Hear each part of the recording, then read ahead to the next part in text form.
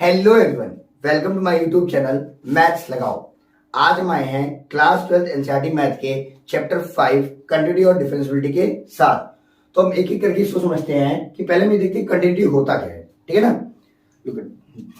देखो कंटिन्यूटी क्या है पहले समझते हैं। तो बहुत सिंपल वर्ड में अगर देखा जाए, अगर इसकी जो डेफिनेशन है अगर इसको समझते हैं तो कंटिन्यूटी होता है कि कोई भी फंक्शन अगर हमारे पास है, क्लियर है, और उसका अगर हम ग्राफ बनाएं और ग्राफ बनाते समय अगर हम ऐसा ग्राफ बन जाए कि जिसमें हमको बनाने के लिए पेन लिफ्ट ना करना पड़े, the function of the graph of the function which made by without lifting the pen, मतलब बिना पेन को उठाए अगर कोई ग्राफ बन रहा है तो वो ग्राफ जिस फंक्शन का होगा वो फंक्शन कैसा होगा, कॉन्टिन्यूअस होगा।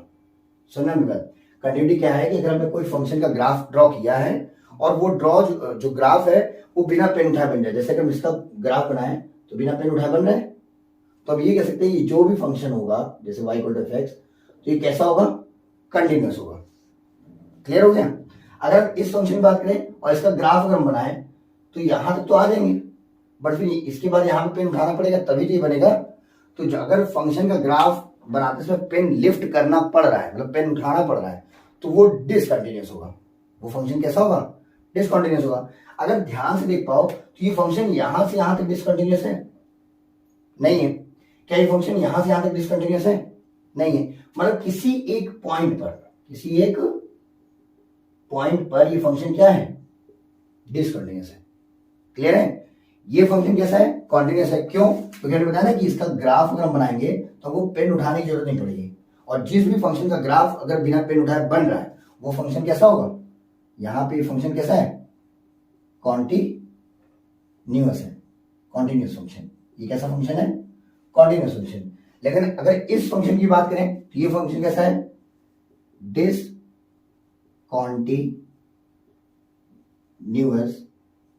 Eight x equal to A. मतलब ये फंक्शन डिसकंटिन्यूअस तो है लेकिन किसी एक पॉइंट पर डिसकंटिन्यूअस है। ठीक है, ये तो हो गया जनरल डेफिनेशन। ठीक है, अगर हम बात करें मैथमेटिकल डेफिनेशन की कॉन्टिन्यूअस की, कॉन्टिन्यूअस का जो मैथमेटिकल डेफिनेशन है वो क्या होता है। देखो अगर बात करते हैं कि कॉन्टिन्यूअस की मैथमेटिकल डेफिनेशन की, तो कोई भी फंक्शन है, क्लियर है, और हमको ये पता करना है कि वो किसी पॉइंट पे डिसकंटिन्यूअस है या फिर नहीं है, तो हमें क्या करना होता है, उस फंक्शन की लेफ्ट हैंड लिमिट निकालनी होती है एट दैट पॉइंट। ठीक है, उस फंक्शन की राइट हैंड लिमिट निकालनी होती है और फंक्शन की फंक्शनल वैल्यू निकालनी होती है। ठीक है, उस फंक्शन की लेफ्ट हैंड लिमिट, जैसे हमको ये पता करना है कि ये फंक्शन ए पे डिसकंटिन्यूअस है या नहीं है, या यहां पे एक पॉइंट ले लेना है, ये फंक्शन ए पे डिसकंटिन्यूअस है या कंटिन्यूअस है।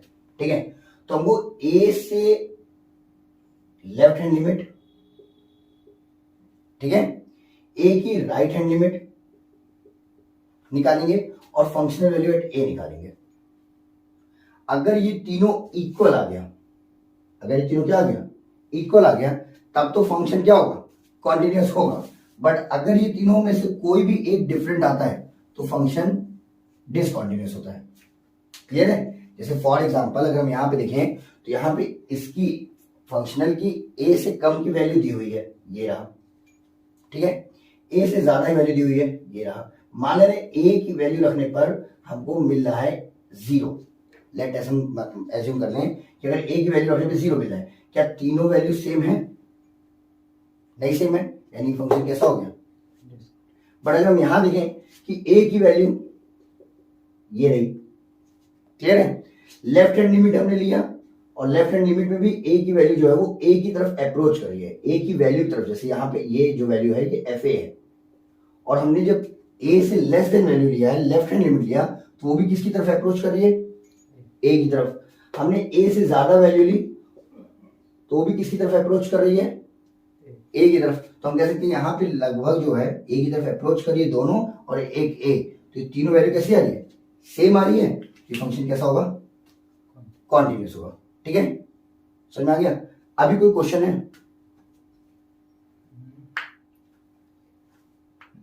नहीं है, जो कि यहाँ दे देना है, तुम ही उत्तर देखेंगे। हाँ, कोई इसमें कोई क्वेश्चन है, ये चीज क्लियर हुई, ये क्लियर है। चलो, आई होप ये चीजें क्लियर हुई होंगी। ठीक है, अब इसी को हम एक एग्जाम्पल के थ्रू समझते हैं कि कौन सा फंक्शन कॉन्टिन्यूस है और कौन सा फंक्शन कॉन्टिन्यूस नहीं है। Before that pause the video and note it down. तो अभी हमने देखा है कि किसी भी फंक्शन की अगर left hand limit, right hand limit और फंक्शनल वैल्यू तीनों सेम है तो फंक्शन क्या होगा, कॉन्टिन्यूस होगा। बट अगर कोई भी तीनों में से डिफरेंट आ रहा है तो फंक्शन क्या होगा, डिसकंटिन्यूस होगा। उसी कंसेप्ट के हिसाब से हम एक क्वेश्चन सॉल्व कर रहे हैं और देखते हैं। हम यहां पे दे रहा है कि कोई फंक्शन है जिसकी वैल्यू 2 या 2 से कम पर x³ - 3 है, ठीक है, और उसी फंक्शन की वैल्यू 2 से ज्यादा होने पर x² + 1 है। तो अभी बताना है क्या ये फंक्शन कंटिन्यूअस है या फिर डिसकंटिन्यूअस है, ये बताना है। अब देखो इसको ग्राफिकली भी सॉल्व कर सकते हैं, लेकिन यहाँ पे वो सॉल्व करना है मैथमेटिकली, जो भी रीजन है। तो उसमें हमने पढ़ा था कि पहले अगर जब भी सॉल्व करना है तो हमको क्या निकालना होगा, लेफ्ट हैंड लिमिट निकालनी है। क्लियर है, लेफ्ट हैंड लिमिट क्या है। अच्छा ये चीज देखो कहां पे फंक्शन की वैल्यू ब्रेक हो रही है, 2 से ज्यादा पे, 2 पर और 2 से कम पर। क्या बोल पॉज करो, चलो हो गया।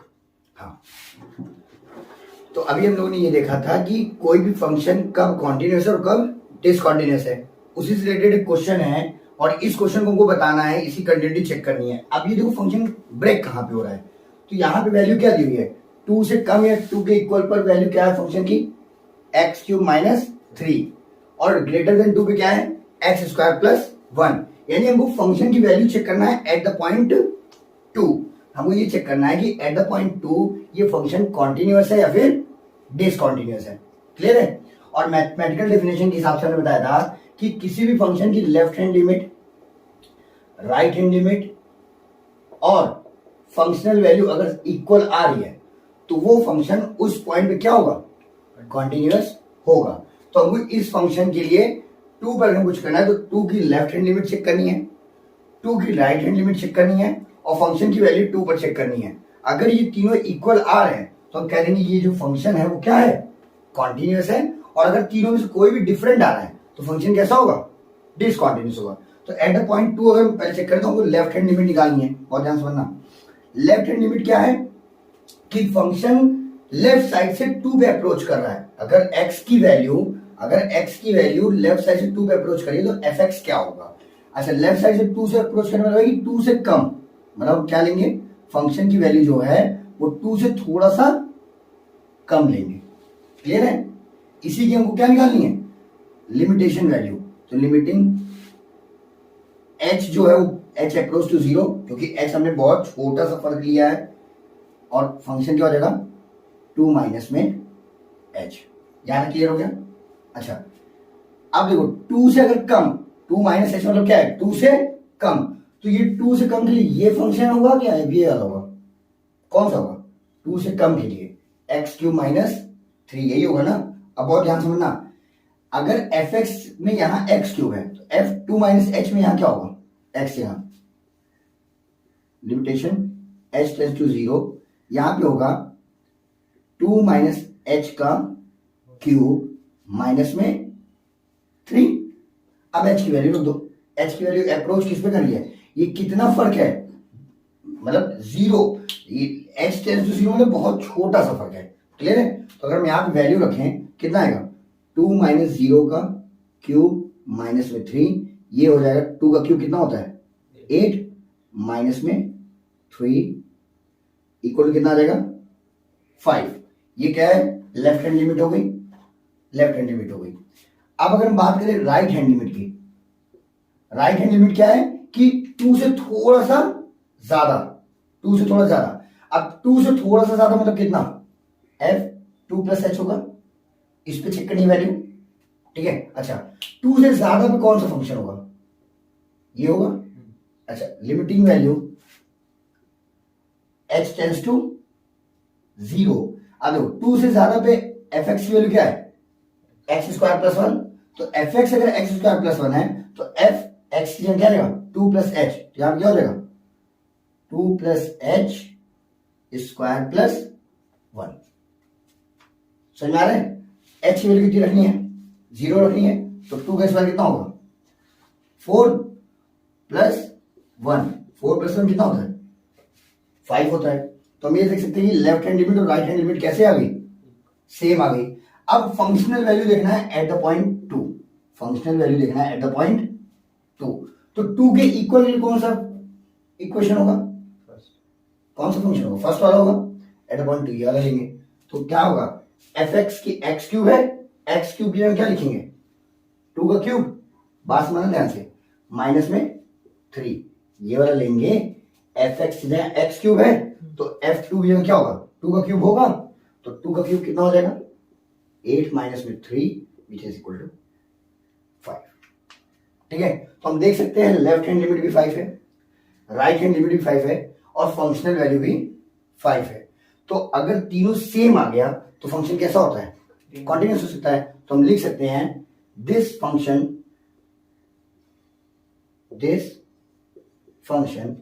इज कॉन्टिन्यूअस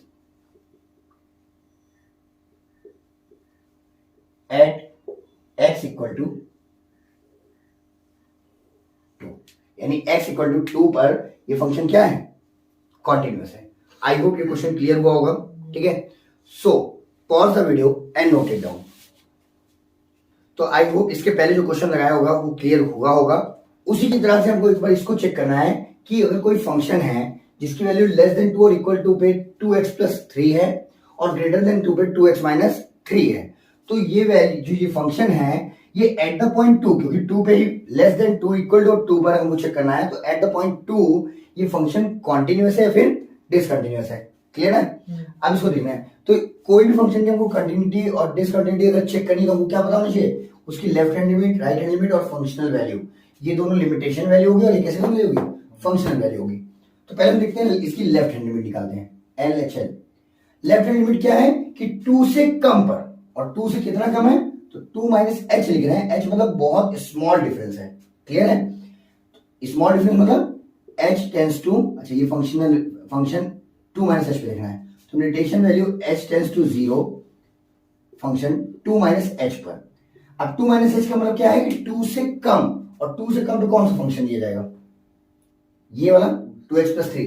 अब देखो ध्यान से, एफ एक्स है 2x प्लस 3, तो एफ 2 माइनस एच, एक्स की जगह क्या लिखना है 2 माइनस एच, तो क्या हो जाएगा limitation value h tends to 0, क्या कर 2 और एच की जगह एक्स की जगह क्या लिखना है 2 माइनस एच प्लस 3, इसको अंदर मल्टीप्लाई करेंगे 2 से कितना हो जाएगा 2 से 4 माइनस 2h प्लस में 3, h की वैल्यू रखेंगे 0, h टेंस टू 0 है, तो h की वैल्यू अगर 0 रखेंगे क्या बचेगा 4 माइनस, ये तो पूरा 0 हो जाएगा, और प्लस 0 प्लस 3, तो 4 और 3 कितना होगा 7, यानी लेफ्ट हैंड लिमिट हमारी कितनी आ गई 7 आ गई। क्लियर हो रहा है, अच्छा इस तरह से राइट हैंड लिमिट देखते हैं।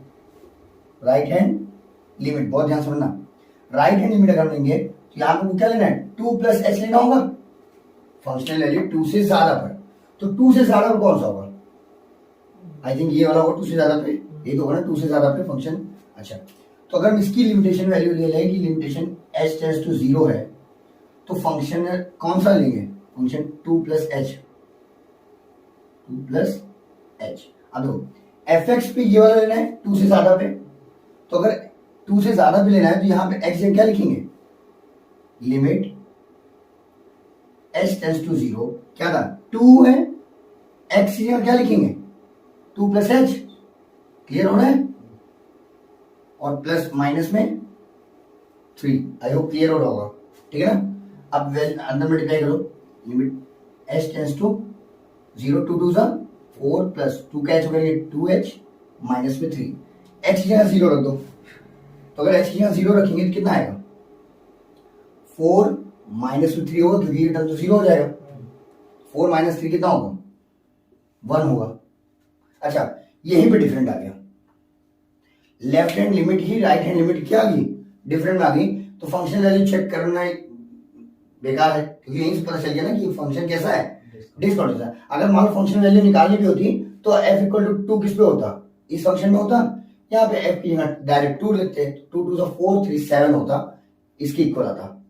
लेकिन अभी क्या है कि दोनों ये left hand limit right hand limit क्या हो गया डिफरेंट हो गया, यहाँ पे एकदम क्लियरली पता चल रहा है कि left hand limit does not equal to right hand limit. तो हम ये कह सकते हैं so this function is discontinuous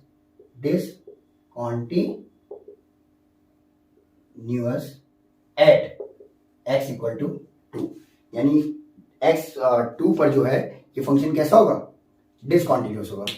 I hope ये क्वेश्चन क्लियर हुआ होगा। So pause the video and note it down.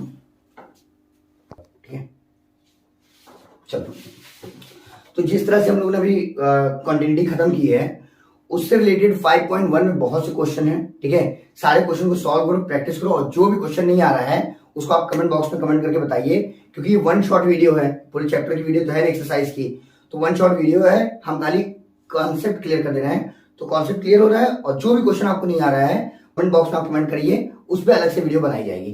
Clear है?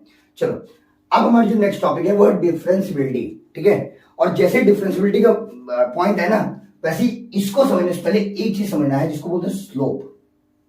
क्या समझना है? स्लोप। अब अगर बात करें स्लोप की तो ये क्लास 11th में पढ़ा गया है। ठीक है ना, स्लोप। तो स्लोप होता क्या है कि अगर जैसे स्लोप ये था कि कोई लाइन है, ठीक है, वो एक्स एक्सिस से जितना भी एंगल बनाती है, ठीक है, उसी के टेंजेंट को हम लोग क्या बोलते थे? स्लोप बोलते हैं। ये किसका कंसेप्ट है? क्लास 11th का। ठीक है, और क्या पढ़ा गया था कि अगर मान लो कोई दो पॉइंट है, बहुत ध्यान सुनना, ठीक है, और इस पॉइंट की वैल्यू x1 y1 और इस पॉइंट की वैल्यू x2 और y2 है। क्लियर है? तो स्लोप क्या हो जाएगा? y2 माइनस y1 अपॉन में x2 माइनस x1, यही होगा। अच्छा, इसी को हम लोग लिख सकते हैं चेंज इन y अपॉन में चेंज इन x, ये लिख सकते हैं। अच्छा, इसको बहुत ध्यान से सुनो, अभी ये बात हो रही है स्लोप ऑफ लाइन की, क्लास 11 की। ठीक है ना, इसी तो लिख सकते हैं change in y in change in x। अगर इसको हम देखें तो y x पे डिपेंड है कि नहीं है, मतलब जैसे जैसे हम अगर x की वैल्यू रखें, x की वैल्यू अगर हम रखते जाएंगे तो हमें y की वैल्यू मिलती जाएगी। जैसे मान लो x की वैल्यू फॉर एग्जांपल हमने कुछ रखी तो हमें y की वैल्यू मिलेगी, ये y की वैल्यू होगी। अगर हमने x की वैल्यू यहाँ पे मतलब कुछ और रखी तो y की वैल्यू कुछ और मिलेगी। मिलेगी नहीं मिलेगी? तो देखो, x बढ़ाने पे y कम होता जा रहा है, यही हो रहा है ना। हम x इंक्रीज कर रहे हैं तो y क्या हो रहा है? डिक्रीज हो रहा है। ध्यान सुनना, जैसे फॉर एग्जांपल अगर हम x1 रख रहे हैं, y की वैल्यू लगभग 5 आ रही है। अगर हम x5 रख रहे हैं, y की वैल्यू लगभग 3 आ रही है। ये देखो यहाँ पे, अगर ऐसा हम ग्राफिकली समझ लें, क्योंकि यहाँ नंबर नहीं है, ये अंडरस्टैंडिंग लेवल के लिए बता रहे हैं कि हम जैसे जैसे x की वैल्यू बढ़ा रहे हैं y की वैल्यू कम मिलती जा रही है। मतलब y, अगर हम x की वैल्यू इंक्रीज कर रहे हैं तो y की वैल्यू क्या हो रही है? डिक्रीज हो रही है। ये हो रहा है ना। ऐसी कंडीशन में जो स्लोप होगा वो क्या होगा? निगेटिव होगा। क्लियर है? अगर इसी तरीके से हमने एक और फंक्शन बनाया, बहुत ध्यान सुनना, इस तरीके से, ठीक है, ये भी जितना भी एंगल बना रहा होगा वो स्लोप होगा। यहां पे भी अगर हम दो पॉइंट समझें तो इसका अगर हमको वो निकालना है स्लोप, तो कैसे निकलेगा? मतलब अगर ये x1 y1 है और ये क्या है? x2 y2 है, तो अगर हम इसका स्लोप निकालें क्या निकलेगा? y2 माइनस में y1 अपॉन में x2 माइनस में x1, ये होगा। ये इसका क्या हो गया? स्लोप हो गया। बात ध्यान सुनना, अगर ये इसका स्लोप है तो इसको तो हम लिख सकते हैं चेंज इन y अपॉन में change in with the respect of change in x, the rate of change of y with the respect of x। अगर यहां पे देखें तो जैसे जैसे हम x की वैल्यू लेंगे, जैसे x की वैल्यू 1 लिए तो y की वैल्यू 1, अगर x की वैल्यू 5 ले तो y की वैल्यू और ज्यादा मिलेगी। हो रहा है नहीं? मतलब अगर हम x बढ़ा रहे हैं तो इस फंक्शन के लिए y भी क्या हो रहा है? इंक्रीज हो रहा है। तो ऐसी कंडीशन में जो हमारा स्लोप होगा कैसा होगा? पॉजिटिव होगा। यही होगा। यहां पे है क्या? तो ये लाइन के लिए हो गया। क्लियर है कि किसी भी लाइन का जो है अगर हम स्लोप निकालना चाहते तो ऐसे निकलता है। ये कंसेप्ट था किसका? क्लास 11th का। जो यहां पे पढ़ना है मतलब क्लास 12 के लिए, या जो डिफरेंशियबिलिटी पढ़ना है उसको समझने के लिए हमको ये पहले पढ़ना होगा कि अगर कोई कर्व है, बहुत ध्यान समझना, अगर कोई क्या है? कर्व है। देखो, जब लाइन डाउनवर्ड आ रही है तो स्लोप कैसा है? नेगेटिव। जब लाइन अपवर्ड जा रही है स्लोप कैसा है, पॉजिटिव। पैरेलल लाइन का स्लोप कैसा होता है, अगर मान लो एक्स एक्सिस के पैरेलल है तो स्लोप कैसा होता है, 0। ये था, तो ये अलग अलग लाइन के लिए स्लोप हो गया, ठीक है। अगर हम कर्व लाइन की बात करें तो यहां पे स्लोप कैसे होगा, ठीक है। तो कर्व लाइन पे क्या होता है कि किसी पॉइंट पर, किसी भी पॉइंट पर, अगर कोई भी पॉइंट है, अगर कर्व है और कोई पॉइंट है, ठीक है, उस पॉइंट पे जो टेंजेंट होगा, उस पॉइंट पे क्या हो, जो टेंजेंट होगा उसकी लिमिटेशन वैल्यू ही उसका स्लोप होगा। बात समझना, कोई भी कर्व है उसका जो किसी भी पॉइंट पे जो टेंजेंट बनता है उसी की लिमिटेशन वैल्यू क्या होती है, स्लोप होती है। अब ये देखो, ये जो है बहुत ध्यान सुनना, ये डाउनवर्ड भी हो सकता है, ये अपवर्ड भी हो सकता है, ठीक है, यानी पॉजिटिव है। अब क्या है, निगेटिव भी हो सकता है, डाउनवर्ड, ठीक है, या फिर एट द पॉइंट 0 भी हो सकता है। बात समझना, देखो करना क्या है कि इसमें एक लाइन का एक स्लोप है, ठीक है, एक लाइन है उसका एक इक्वेशन होगा, लाइन का एक इक्वेशन है उसका एक स्लोप होगा, ठीक है। इसमें क्या कहना चाह रहा है, इसमें कहना चाह रहा है कि अगर कोई कर्व है तो उसमें जितने भी टेंजेंट खींचे जा सकते हैं, ठीक है, हर टेंजेंट की लिमिटेशन वैल्यू ही उसका स्लोप कहलाती है। बात समझ आ रही है, मतलब इसमें ये नहीं कि इसका एक ही स्लोप होगा, अगर ये एक कर्व है इसका एक इक्वेशन होगा तो इसका एक ही स्लोप होगा, ऐसा नहीं है। अगर कर्व है तो जितने भी टेंजेंट्स इसमें खींचे जा सकते होंगे वो सारे के सारे टेंजेंट्स की जो लिमिटेशन वैल्यू होगी वो क्या कहलाएगी, स्लोप कहलाएगी। इसको समझते हैं, जैसे मान लें एक फंक्शन है y equal to f x, ये क्लियर हो गया। अच्छा, इसमें अगर हमने चेंज किया है, बहुत थोड़ा सा चेंज किया, ज्यादा नहीं, इसमें ये मान लो फर्स्ट फंक्शन है और इसमें हमने थोड़ा सा चेंज किया है, y2 जो किया है वो थोड़ा सा चेंज किया, क्या, डेल्टा h या h इतना चेंज हुआ है, क्लियर है, ये थोड़ा सा चेंज हुआ है, h चेंज हुआ है, ठीक है ना। अब अगर डेरिवेटिव निकालने का फॉर्मूला क्या था, ये देखो ध्यान से, क्या था, डेल्टा y अपॉन में डेल्टा x, यही तो था ना। अगर सॉरी डेरिवेटिव कह रहे हैं, जो स्लोप निकालने फॉर्मूला क्या था, डेल्टा y अपॉन में डेल्टा x। तो अगर उसी को यहां पर रखें तो डेल्टा y क्या होगा, y2 माइनस y1 होगा, बहुत ध्यान समझना। अच्छा, अपॉन में डेल्टा x, डेल्टा x मतलब क्या है, हल्का सा जो x में चेंज हुआ है, तो वो चेंज कितना हुआ है, चेंज कितना क्या हुआ है, h का हुआ है। बात समझना, तो जितना चेंज हुआ उसी की लिमिटेशन वैल्यू, उसी की लिमिटेशन वैल्यू, यही होता है ना लिमिटेशन वैल्यू, मतलब h अप्रोच कर रहा है बहुत नेगेटिव पॉइंट 0 पर, इसकी लिमिटेशन वैल्यू, और delta x upon delta y upon में डेल्टा x कर लें, और y2 की वैल्यू कितनी है बताओ, y2 की वैल्यू क्या है, f x plus H minus में y1 की वैल्यू एफ एक्स अपॉन में एच। तो इसी की जो लिमिटेशन वैल्यू है इसी को हम लोग क्या बोलते हैं, dy बाई dx। देखो कि क्या है, बहुत ध्यान समझना, dy बाई dx है, डेल्टा और डी वही डेल्टा को डी आ लिया गया है, dy delta x dx equal to इसी की लिमिटेशन वैल्यू जो होती है वो क्या कहलाती है, डेरिवेटिव कहलाती है। ये एक्चुअल कंसेप्ट है, समझ आया। मतलब फिर समझते हैं, ये है क्या, हल्का सा चेंज है, उसी की लिमिटेशन वैल्यू को, ठीक है, मतलब वो चेंज किसके इक्वल है, लगभग 0 के इक्वल है, वो चेंज लगभग क्या है, 0 के इक्वल है, तो उसकी लिमिटेशन वैल्यू को ही हम लोग क्या कहते हैं, डेरिवेटिव कहते हैं। आई होप डिफरेंशियबिलिटी की एक जो टॉपिक है वो क्लियर हुई होगी। इसको आगे इससे रिलेटेड एग्जांपल करने से पहले before that pause the video and note it down.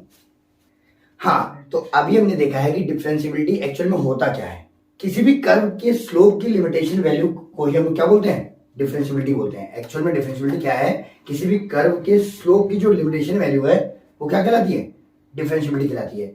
अब हमें ये पता करना है कि कोई भी कर्व अगर है तो उसका हर पॉइंट पे डिफरेंशिएबल है या नहीं है। तो देखो कोई भी कर्व भी हर पॉइंट पे, जिस तरह से कोई भी कर्व या कोई भी इक्वेशन जो है वो हर पॉइंट पे कंटिन्यूअस नहीं होता, ठीक है ना, वैसे ही कोई जरूरी नहीं कि हर जो क्या नाम है कोई भी अगर कर्व है तो वो हर पॉइंट पे डिफरेंशिएबल हो। उसके लिए भी हमको क्या है कि हमको किसी भी कर्व की लेफ्ट हैंड लिमिट देखनी होगी, क्लियर है, और उसकी राइट हैंड लिमिट देखनी होगी। अगर वो दोनों ही इक्वल आएगा, इसमें लिमिटेशन वैल्यू का कोई मतलब नहीं है, अरे फंक्शनल वैल्यू की, तो अगर लेफ्ट हैंड लिमिट और राइट हैंड लिमिट इक्वल आ गया, अगर लेफ्ट हैंड लिमिट और राइट हैंड लिमिट क्या आ गया, इक्वल आ गया, तो वो जो फंक्शन होगा वो क्या होगा, डिफरेंशिएबल होगा। अब अगर बात करते हैं लेफ्ट हैंड लिमिट का क्या मतलब क्या होता है, देखो अगर हम मान लो लेफ्ट हैंड डेरिवेटिव, हाँ सॉरी लेफ्ट हैंड डेरिवेटिव, तो अगर मान लो कोई फंक्शन y है, y1 है f(x), क्लियर हो गया, और उसमें हल्का से चेंज हुआ तो y2 कितना हो जाएगा, मान लो हमने इसमें से हल्का चेंज किया वो हो गया y2, यहां तक क्लियर हो गया।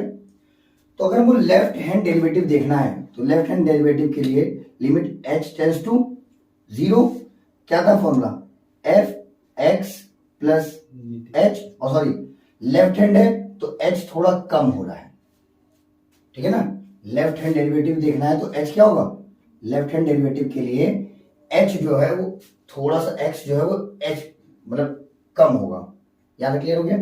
तो f minus h plus f(x) upon में, ठीक है, क्या होता है h होता है, तो हम इसको ऐसे भी लिख सकते हैं ना, अगर ध्यान से देखें तो y2 माइनस y1 ये होता था, अपॉन में x2 माइनस x1, यही तो था ना डेल्टा x, या dx को हम लोग x2 माइनस x1 लिख सकते हैं। तो x2 तुम्हारा क्या है, यानी x2 है x माइनस h, x यही है ना, वही रखने पर फंक्शन में तो y2 मिल रहा है, अच्छा तो ये x2 हो गया, और ये x1 क्या हो जाएगा, माइनस x, x से कैंसिल, क्लियर हो गया। तो हम लिख सकते हैं limitation value h tends to 0 f(x) minus h plus f(x) upon में माइनस में h, ये क्या हो गया, लेफ्ट हैंड डेरिवेटिव, ये क्या हो गया, लेफ्ट हैंड डेरिवेटिव।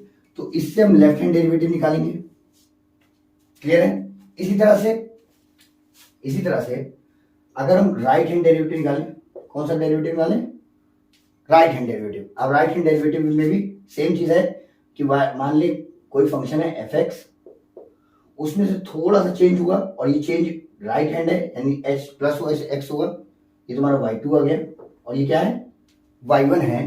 तो ध्यान से सुनना, limitation value h tends to 0 क्या होता है, y2 माइनस में y1 अपॉन में x2 क्या है, x प्लस h है, x2 क्या है, x प्लस h, क्योंकि यही रखने पर तो y2 आ रहा है फंक्शन में, माइनस में x1 क्या होता है, x, यहां x से कैंसिल, तो क्या आ गया, limit h tends to 0 function x plus h minus में f(x) अपॉन में h, ये हो गया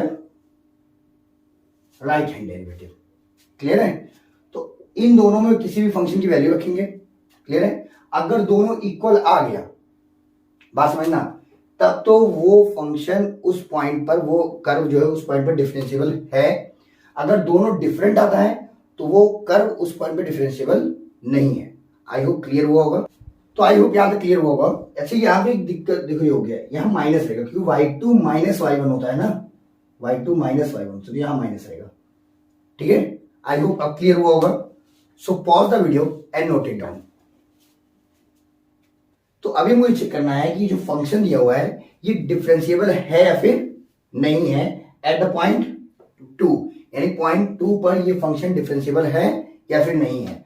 तो इसलिए हम लोग क्या करना था, हमने बताया था कि अगर कोई भी फंक्शन को चेक करें कि डिफरेंशिएबल है कि नहीं है, तो उसको हमको लेफ्ट हैंड डेरिवेटिव निकालना है, यही है ना, और उसका राइट हैंड डेरिवेटिव निकालना है। अगर दोनों इक्वल आ गया, अगर दोनों क्या आ गया, इक्वल आ गया, तब वो फंक्शन क्या होगा, डेरिवेटिव होगा।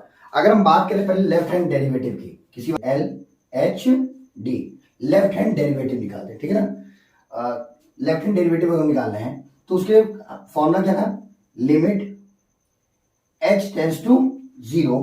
अब इसमें क्या है, फंक्शन जो है वो थोड़ा सा हमको एट द पॉइंट 2 देखना है, तो फंक्शन 2 से थोड़ा कम लेना है, क्लियर है, minus eight the point 2 upon में माइनस एच, यही होता है। अगर 2 से कम की बात करें तो कौन सा फंक्शन आएगा, x माइनस 1 आएगा, यही होगा ना। तो x से क्या लिखना है हमको, 2 माइनस एच और माइनस में 1 माइनस एट 2 पे क्या होगा फंक्शन, मतलब फंक्शन 2 पे क्या होगा, तो 2 मतलब इक्वल टू पे क्या होगा, 2x माइनस 3, तो 2 और x से क्या लिखना है, 2 माइनस 3 अपॉन में माइनस एच, यही लेना है limitation, limit x tends to 0। अब अगर ध्यान देखो 2 और माइनस 1 मिलकर क्या हो जाएगा 1, माइनस में क्या है h, 2 टू 4 माइनस 3 कितना होगा 1 होगा, और बाहर निगेटिव है इसलिए माइनस 1 होगा, अपॉन में minus h, limit h tends to 0। ये 1 1 से कैंसिल हो गया, माइनस माइनस से कैंसिल हो गया, h h से कैंसिल हो गया, कितना दे देगा 1। तो हम ये कह सकते हैं कि लेफ्ट हैंड डेरिवेटिव कितना आ गया 1 आ गया। अब ऐसे हम राइट हैंड डेरिवेटिव चेक करें, क्या चेक करें, राइट हैंड डेरिवेटिव, क्लियर है। राइट हैंड डेरिवेटिव के लिए क्या था, limit h tends to 0, clear है। फंक्शन की वैल्यू 2 प्लस पे चेक करनी है, क्योंकि हमको एट द पॉइंट 2 पे देखना है, माइनस फंक्शन की वैल्यू 2 पे क्या होगी, अपॉन में h, ये था ना, left hand derivative minus H लेते थे, पॉजिटिव में प्लस एच लेते थे। अब 2 प्लस एच के लिए, 2 ग्रेटर देन एच के लिए ये होगा। अच्छा, तो x के लिए हमको क्या लिखना होगा, 2 प्लस एच लिखना है, देखो 2 limit h tends to 0, 2 into h से क्या लिखना है 2 प्लस एच माइनस में 3, माइनस फंक्शन 2 पे क्या होगा, तो 2 पे तो यही होगा फिर से, तो क्या हो जाएगा, क्योंकि x इक्वल टू 2 पे भी यही फंक्शन है और x ग्रेटर देन 2 पे भी है, तो क्या हो जाएगा, in the bracket 2 into x, 2 minus 3 upon में क्या होगा h, अब देखो 2 2 सा 4, 4 plus h minus 3, limit 4 plus 2h, h tends to 0, ठीक है ना, 4 प्लस 2h, हाँ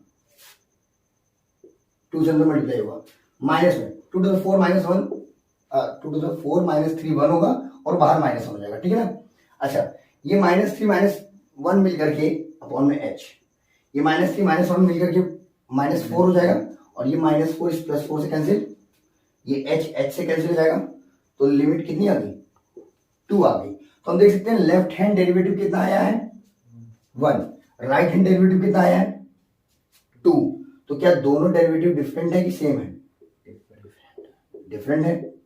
तो अगर दोनों डेरिवेटिव डिफरेंट है तो हम ये कह सकते हैं कि फंक्शन की वैल्यू एट द पॉइंट 2, यानी इस फंक्शन की वैल्यू एट द पॉइंट 2 क्या है, डिफरेंशिएबल नहीं है।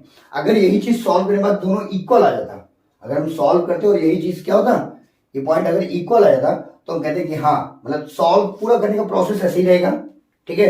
लेकिन अगर सॉल्व करने पे लेफ्ट हैंड डेरिवेटिव और राइट हैंड डेरिवेटिव दोनों इक्वल आ जा रहा है तो हम कहेंगे फंक्शन जो है उस पॉइंट पे डेरिवेटिव होगा, डिफरेंशिएबल होगा। आई होप ये क्वेश्चन आपको क्लियर हुआ होगा। So pause the video and note it down.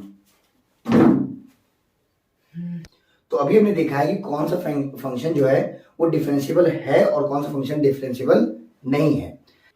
तो अब हमको 5.2 से लेकर 5.7 तक ये देखना है कि डेरिवेटिव कैसे करते हैं, और डेरिवेटिव करने के लिए सब जो फॉर्मूला यूज होंगे वो यहाँ बोर्ड पे लिखा हुआ है। वीडियो को पॉज करके फॉर्मूले को उतार लीजिए, उतार के अपने सामने रख लीजिए, फिर जैसे जैसे हम लोग करेंगे आप फॉर्मूला देख देख करके उसको समझिएगा और साथ खुद भी प्रैक्टिस करिएगा फॉर्मूला देख देख करके, और जैसे जैसे आप करते जाएंगे ऑटोमेटिकली आपको फॉर्मूला लर्न हो जाएगा। सो आगे बढ़ने से पहले pause the video and note it down. I hope आपने वो सारे फॉर्मूलाज लिखे होंगे। अब हम स्टार्ट करते हैं क्वेश्चन सॉल्व करना और देखते हैं कि करके। तो हमारा पहला क्वेश्चन क्या है, फर्स्ट क्वेश्चन है we find out the derivative of x की पावर 10, और x की पावर 10 का अगर डेरिवेटिव निकालना है तो एक फॉर्मूला में पढ़ा था, साइड में लिख रहे हैं। फॉर्मूला क्या था कि x की पावर n का डेरिवेटिव अगर निकालना है तो n आगे आ जाएगा और पावर में एक कम हो जाएगा। तो यहाँ पे ऊपर क्या है 10, वो 10 आगे आ जाएगा और यहाँ पावर एक कम हो जाएगा 9। क्लियर हो गया। अच्छा, सेकंड क्वेश्चन क्या है, कोसेक एक्स, तो डेरिवेटिव ऑफ कोसेक एक्स अगर हम निकालेंगे, ठीक है, तो इसके लिए आपने डायरेक्ट फॉर्मूला पढ़ा हुआ है। डायरेक्ट फॉर्मूला क्या था, बहुत ऐसा समझिएगा कि cosec x equal to minus में cosec x into cot x. Clear हो गया।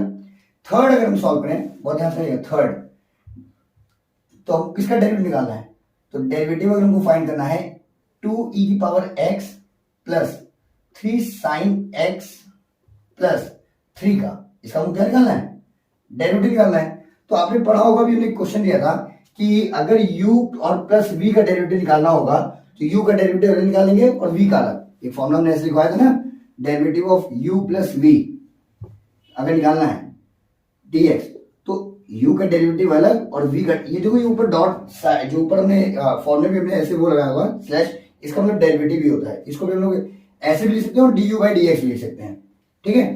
तो अब हमको निकालना किसका है, अब देखो मतलब अगर प्लस या माइनस में नंबर दे रहा है तो हम उसका अलग अलग डेरिवेटिव निकाल सकते हैं।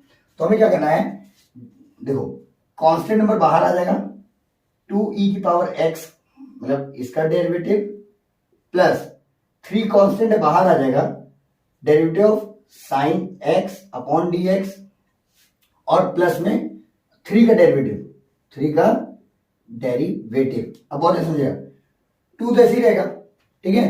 e की पावर x का डेरिवेटिव फॉर्मूला लिखा हुआ है, e की पावर x का डेरिवेटिव e की पावर x ही होता है, ठीक है। ये 3 है, साइन x का डेरिवेटिव cos x होता है, और किसी कांस्टेंट नंबर का डेरिवेटिव निकालना है तो वो 0 होता है। क्लियर है। यहां पे भी कांस्टेंट नंबर था, लेकिन इसने अब इसके साथ एक डेरिवेटिव टर्म था तो उसका हम करेंगे, लेकिन यहां पे क्या है, अकेला कांस्टेंट नंबर है, तो अकेला कांस्टेंट नंबर का डेरिवेटिव में से क्या होता है, 0 होता है। तो 0 होता है यानी ये टर्म लिखना ही नहीं है, खत्म। तो ये आपका आंसर हो गया। आई होप क्लियर हुआ होगा। थर्ड और फोर्थ क्वेश्चन है, x डेरिवेटिव निकालना है x डॉट लॉग x। अच्छा, ये डॉट का क्या मतलब है कि मल्टीप्लाई हो रहा है, क्लियर है। ये डॉट का मतलब क्या है, मल्टीप्लाई हो रहा है। तो अभी हमने कहा था कि अगर u और v का मल्टीप्लाई अगर हो रहा है और उसका डेरिवेटिव निकालना है तो कुछ नहीं करना है, u का डेरिवेटिव निकाल लीजिए, मतलब पहला नंबर आपको u होगा, u का डेरिवेटिव निकाल लीजिए और फिर v से मल्टीप्लाई कर दीजिए, क्लियर है। प्लस v का डेरिवेटिव निकाल के u से मल्टीप्लाई कर दीजिए। क्या करना है, ये आपका फर्स्ट टर्म u होगा और ये सेकंड वाला क्या होगा, v होगा। तो x का डेरिवेटिव कितना आएगा, निकालेंगे तो 1 आएगा, क्लियर है। log x ऐसे ही लिख देंगे, इनटू में log x, फिर प्लस, पीछे प्लस है। अब v का डेरिवेटिव करना है, यानी log x का डेरिवेटिव करना है, ये तो log x का डेरिवेटिव 1 बाई x होगा। हम यहां डायरेक्ट डेरिवेटिव लिख दे रहे हैं, आपने फॉर्मूला नोट किया होगा, इनटू, देखो v का डेरिवेटिव करिए, u कैसे लिख देना, u x है, इसको ऐसे लिख दीजिए, क्लियर हो गया। और यहां x x से कैंसिल हो गया, log x बन जा log x प्लस में 1, तो ये आ गया इसका डेरिवेटिव, क्लियर है। आई होप ये क्लियर हुआ होगा। अब क्वेश्चन नंबर 5 यानी लास्ट क्वेश्चन को देखना है, बहुत ध्यान समझिएगा। ये है derivative of x by sine x, इसका डेरिवेटिव निकालना है। तो ये डिवाइड हो रहा है, मतलब u derivative of u upon में v, अगर इसका निकालना है तो सिंपल क्या है, u का डेरिवेटिव करिए, ठीक है, और v को एज इट इज लिख दीजिए, माइनस v का डेरिवेटिव करिए और u का एज इट इज लिख दीजिए, और अपॉन में v का स्क्वायर, क्लियर है। अच्छा, यहां पे भी देखो सेम वैसे करना है, ऊपर का नंबर u होगा और नीचे का क्या होगा, तो u का डेरिवेटिव कितना होगा, 1, यही होगा ना। अच्छा, इंटू किसे करना है, साइन x, क्लियर है। अच्छा, फिर क्या है, माइनस v का डेरिवेटिव करना है, ये तो है ना v का डेरिवेटिव, तो साइन x का डेरिवेटिव क्या होता है, cos x, ये फॉर्मूला पूरा है, तो cos x हो जाएगा। और u को ऐसे लिख देना है, u मतलब x को ऐसे लिख देना है, इंटू में x अपॉन में v का स्क्वायर, और v क्या है, साइन x है, साइन स्क्वायर x। तो साइन x वन था sine x minus x cos x upon में sine square x। I hope ये पूरे 5 क्वेश्चंस आपको समझ में आए होंगे। तो इस तरह से जो डेरिवेटिव अभी हमने स्टार्ट किया सीखना, अभी और भी टाइप के डेरिवेटिव क्वेश्चंस हैं, एक एक करके हम सब करते हैं, ठीक है। सो आगे बढ़ने से पहले pause the video and note it down. तो आई होप इसके पहले जो हमने डेरिवेटिव क्वेश्चन सॉल्व किया है वो आपको समझ में आया होगा। अब ये जो क्वेश्चन है वो सबसे मेन है, अगर पूरे चैप्टर को आगे समझना है ना तो इनको समझना बहुत जरूरी है, और इसको बोलते हैं चेन रूल, ठीक है। क्योंकि हम लोग जितना भी डेरिवेटिव कर रहे हैं वो विद रिस्पेक्ट टू एक्स है, मतलब एक्स के रिस्पेक्ट में ही कर रहे हैं, तो इसको समझना बहुत ज्यादा है, जरूरी है। अब कैसे वो हम देखते हैं, ठीक है। जैसे हम पहला क्वेश्चन लेते हैं साइन वाई, फर्स्ट क्वेश्चन हम ले रहे हैं साइन वाई, और इसका हमको क्या करना है, डेरिवेटिव करना है साइन वाई का। देखो हमने फॉर्मूला क्या साइन वाई का पढ़ा है? नहीं पढ़ा है। हमने ये पढ़ा है कि साइन एक्स का डेरिवेटिव अगर हम निकालें, साइन एक्स का डेरिवेटिव निकालें तो वो कॉस एक्स होता है, लेकिन साइन वाई का नहीं पढ़ा है। और हमको जो भी करना है वो एक्स के रिस्पेक्ट में करना है। अगर वाई के रिस्पेक्ट में करते तो इसका कॉस वाई आता, बट हमको किसके रिस्पेक्ट में करना है सारा क्वेश्चन? एक्स के रिस्पेक्ट में करना है, ठीक है। जो भी अभी हम आगे जितना भी पढ़ेंगे वो लगभग सारे क्वेश्चंस ना एक्स के रिस्पेक्ट में ही पढ़ेंगे।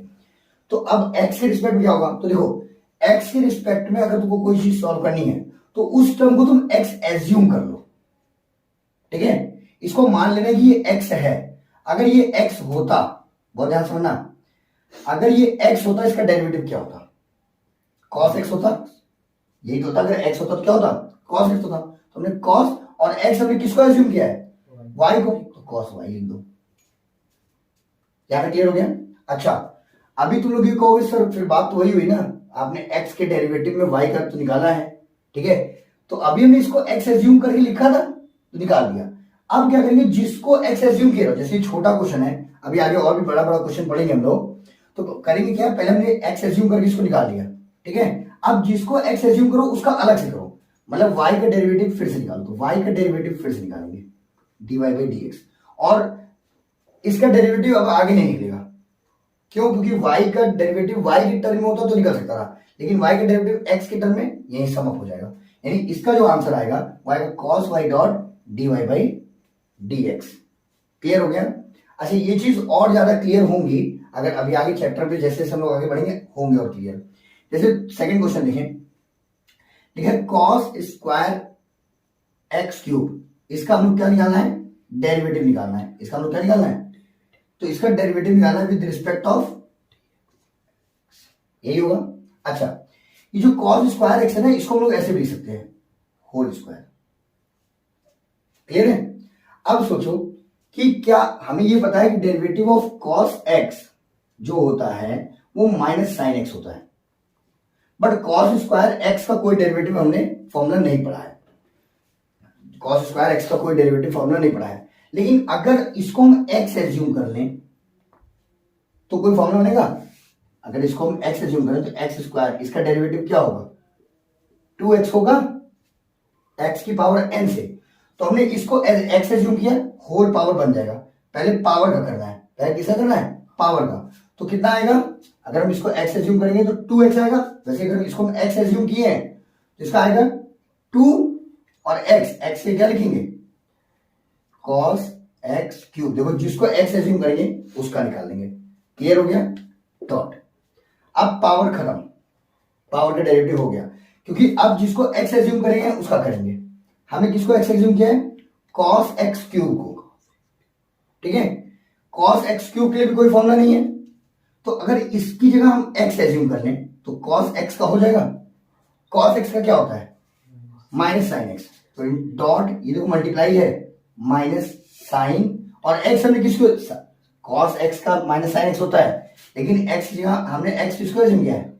x क्यूब को, वहां पे भी x क्या आ जाएगा? x cube. फिर डॉट, जिसको भी x एज्यूम करो, डॉट मल्टीप्लाई का साइन है, उसका डेरिवेटिव निकालना है। तो हमने x एज्यूम किया था x क्यूब को, और x क्यूब का डेरिवेटिव क्या होगा? 3x square. कैसे? 3 आगे आ जाएगा और पावर 1 कम हो जाएगी। अब इसका मल्टीप्लाई कर दो, 3 2 6 एक्स स्क्वायर, निगेटिव में आएगा कि क्या? माइनस है, cos x क्यूब इंटू में sine x cube. I hope ये सेकंड क्वेश्चन भी आपको क्लियर हुआ होगा। ठीक है, अब हम चलते हैं थर्ड क्वेश्चन की तरफ। ठीक है, जैसे जैसे क्वेश्चन चेन रूल को अगर आप समझ रहे हैं तो धीरे धीरे करके इस पर प्रैक्टिस करिए और अच्छे से आएगा। जैसे हमको लगाना है साइन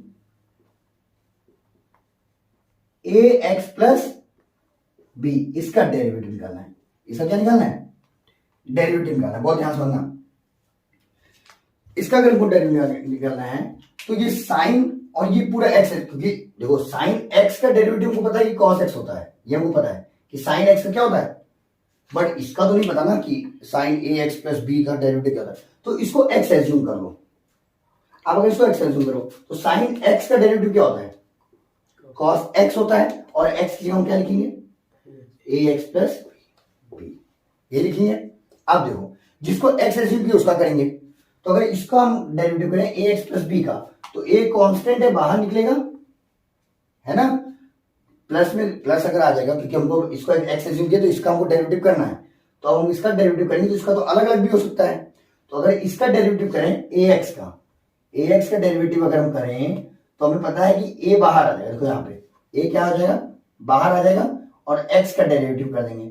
एक्स का डेरिवेटिव 1 होता है, फॉर्मूला में लिखा हुआ है, तो ये कितना हो जाएगा? खाली ए बचेगा।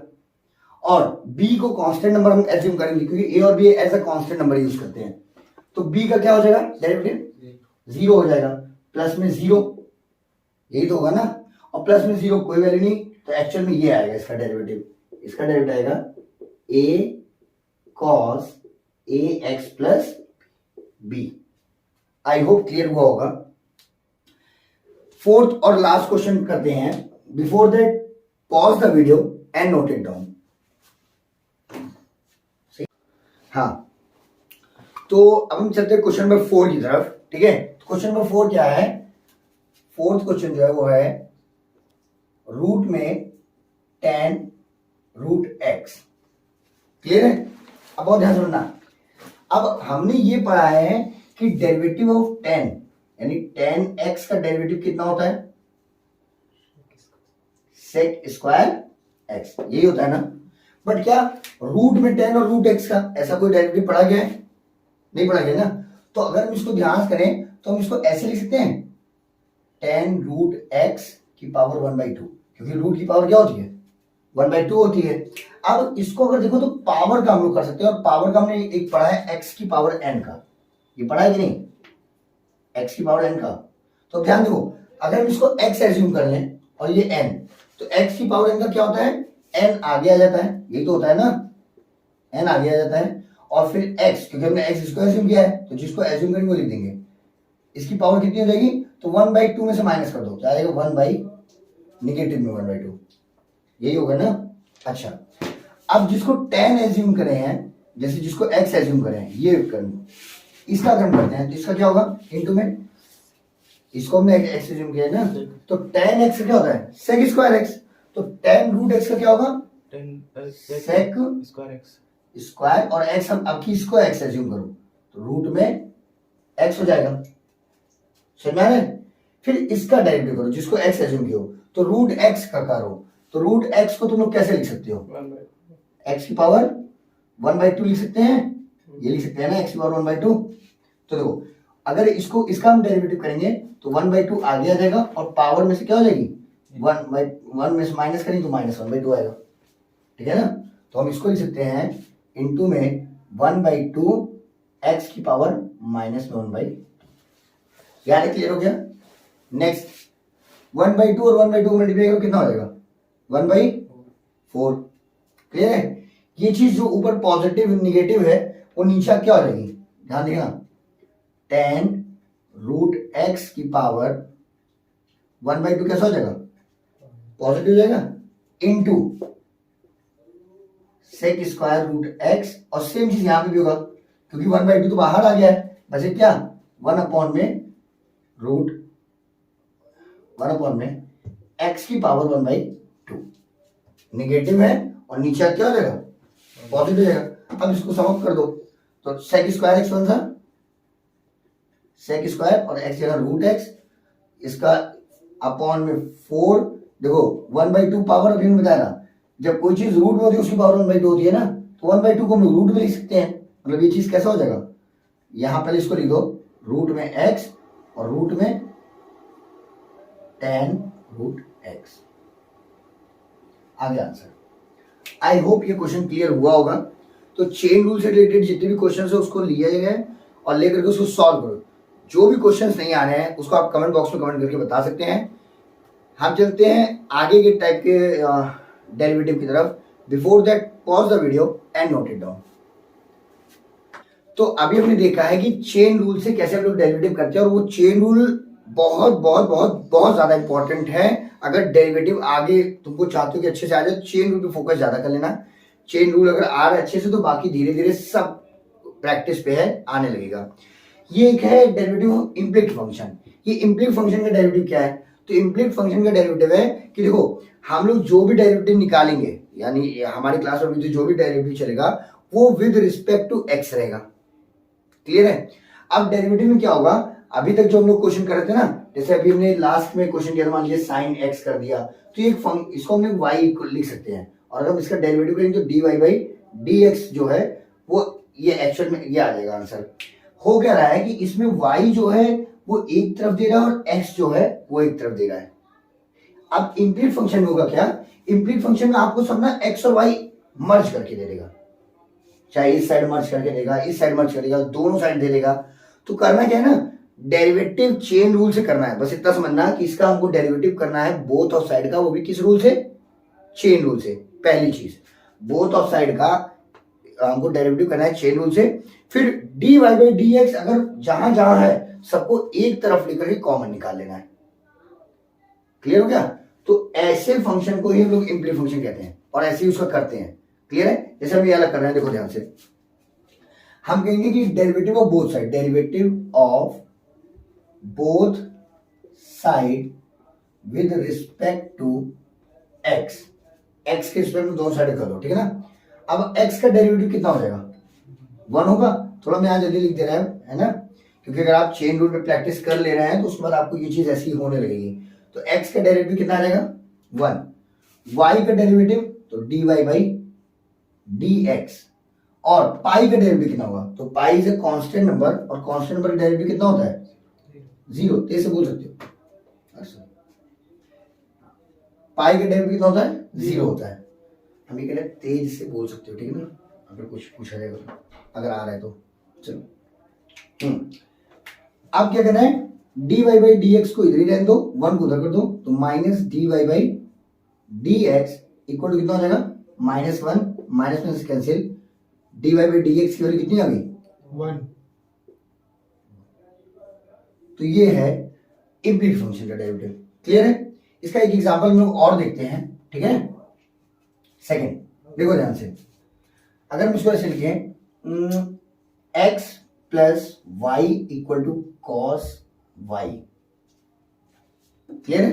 अगर हम इसका डेरिवेटिव करें तो देखो x और y दोनों तरफ दिया कि नहीं दिया है।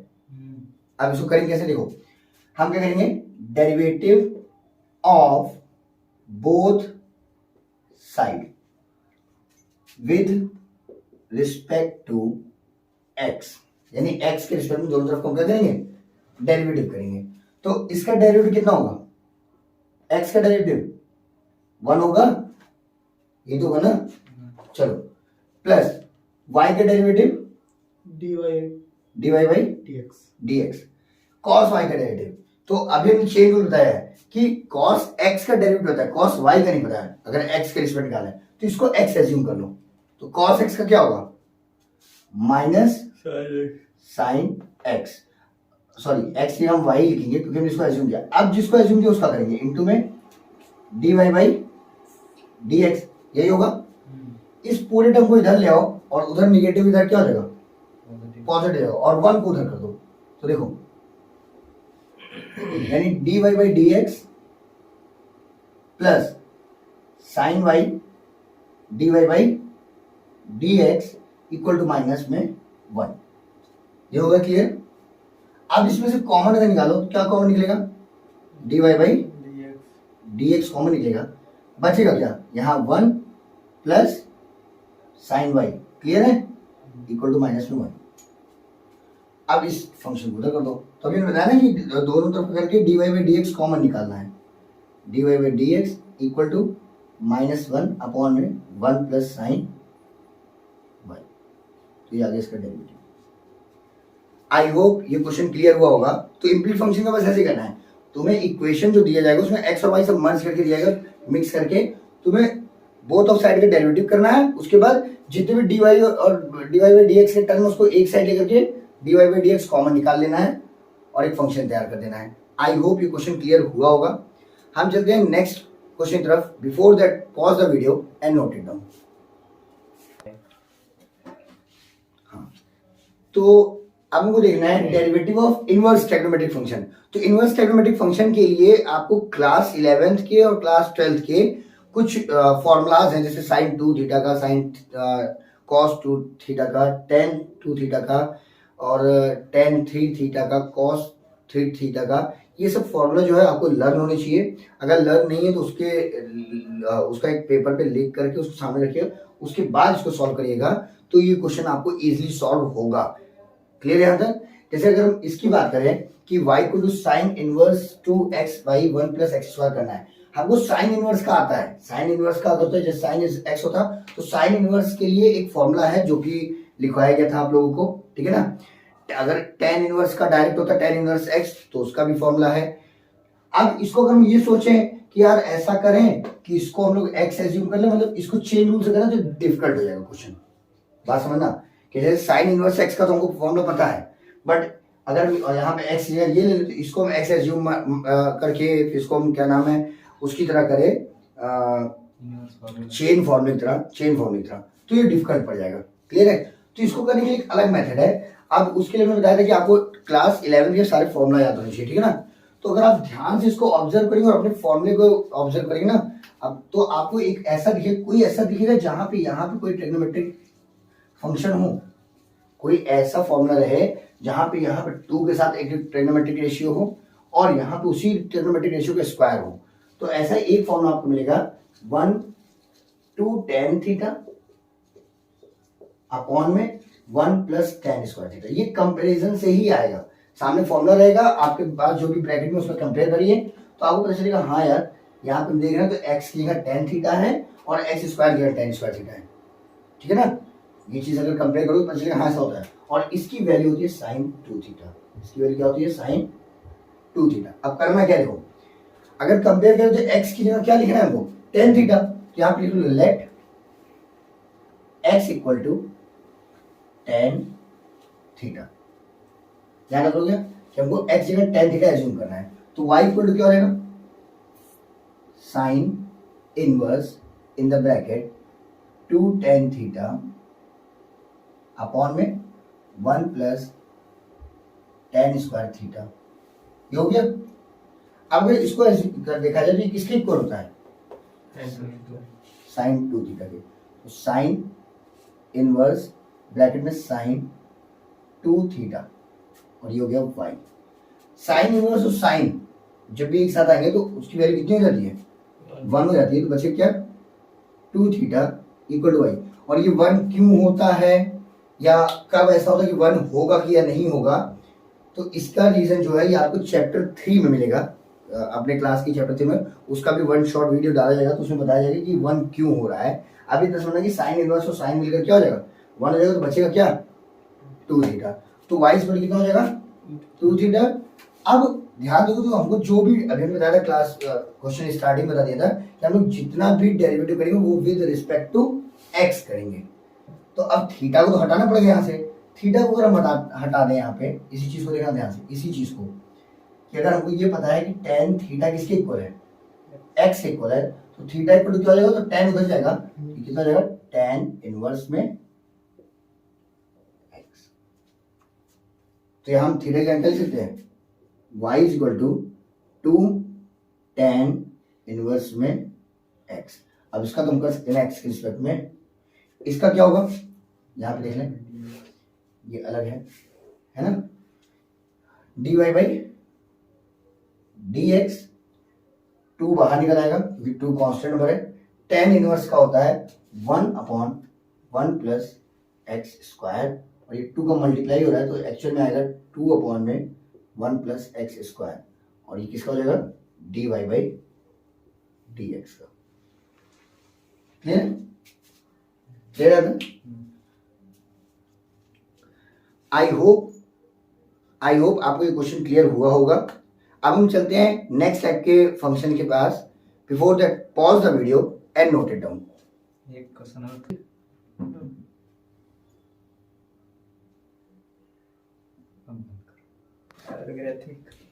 तो अभी हमने देखा है कि इनवर्स ट्रिग्नोमेट्रिक तो अभी हमने देखा है इनवर्स ट्रिग्नोमेट्रिक के क्वेश्चंस कैसे सॉल्व होते हैं। उससे रिलेटेड क्वेश्चंस आपके एनसीईआरटी बुक में हैं, उसको सॉल्व करिए। जो भी क्वेश्चन नहीं आ रहा है आप कमेंट बॉक्स में कमेंट करके बताइएगा। तो जैसे ही सारे क्वेश्चंस का एक वो बनता है, तो जैसे जो जो क्वेश्चंस नहीं आ रहे हैं उसका एक लिस्ट बनाते हैं, तो उसमें एक अलग से वीडियो बनाई जाएगी, ठीक है ना?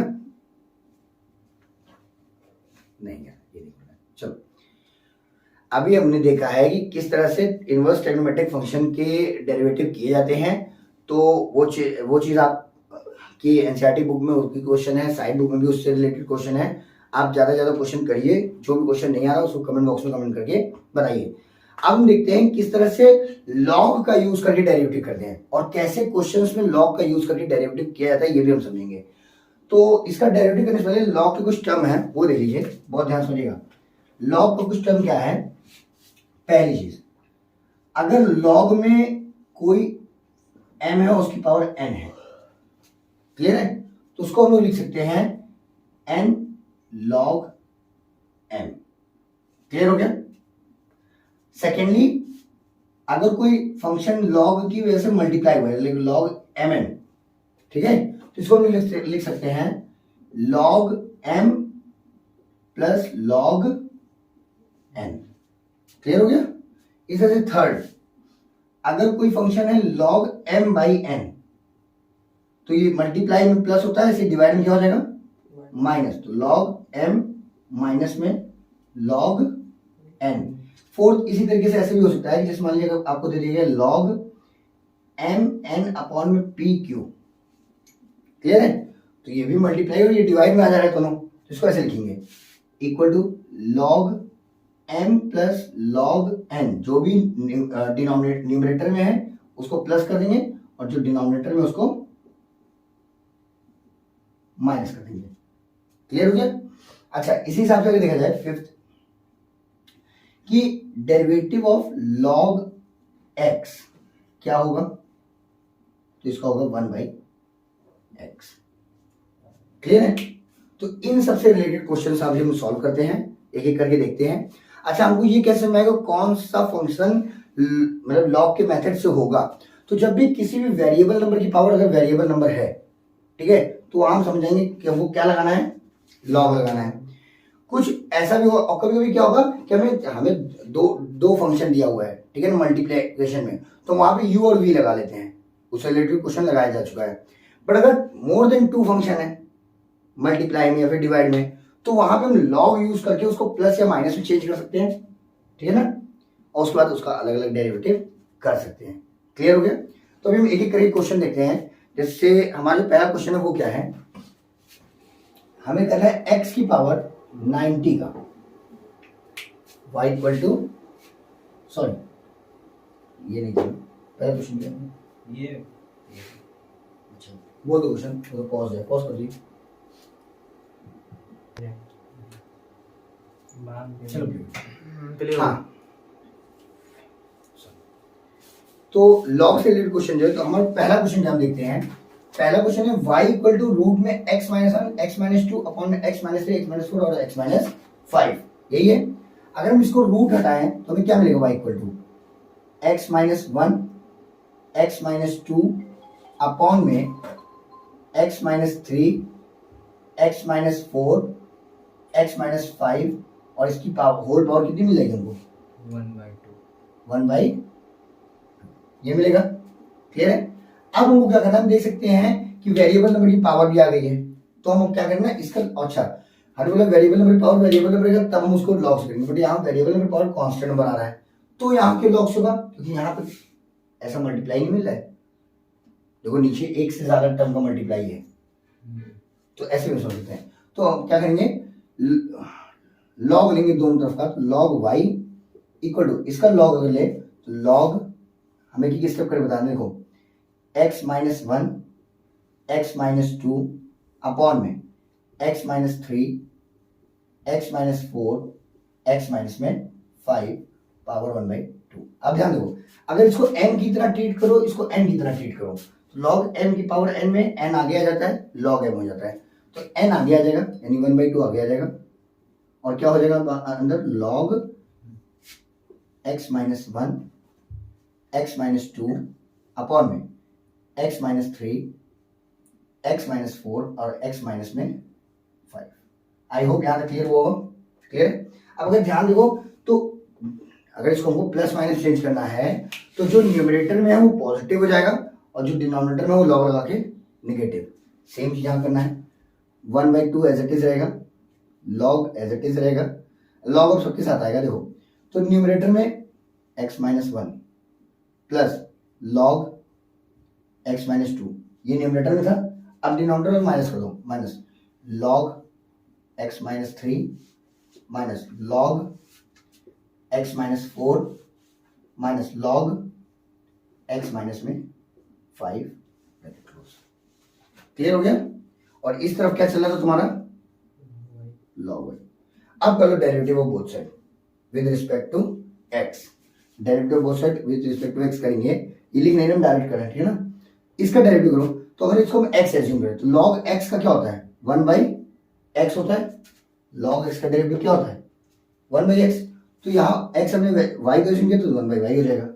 फिर y का डेरिवेटिव क्या होगा, dy/dx equal to 1/2। Constant number से कोई मतलब नहीं है, ठीक है ना।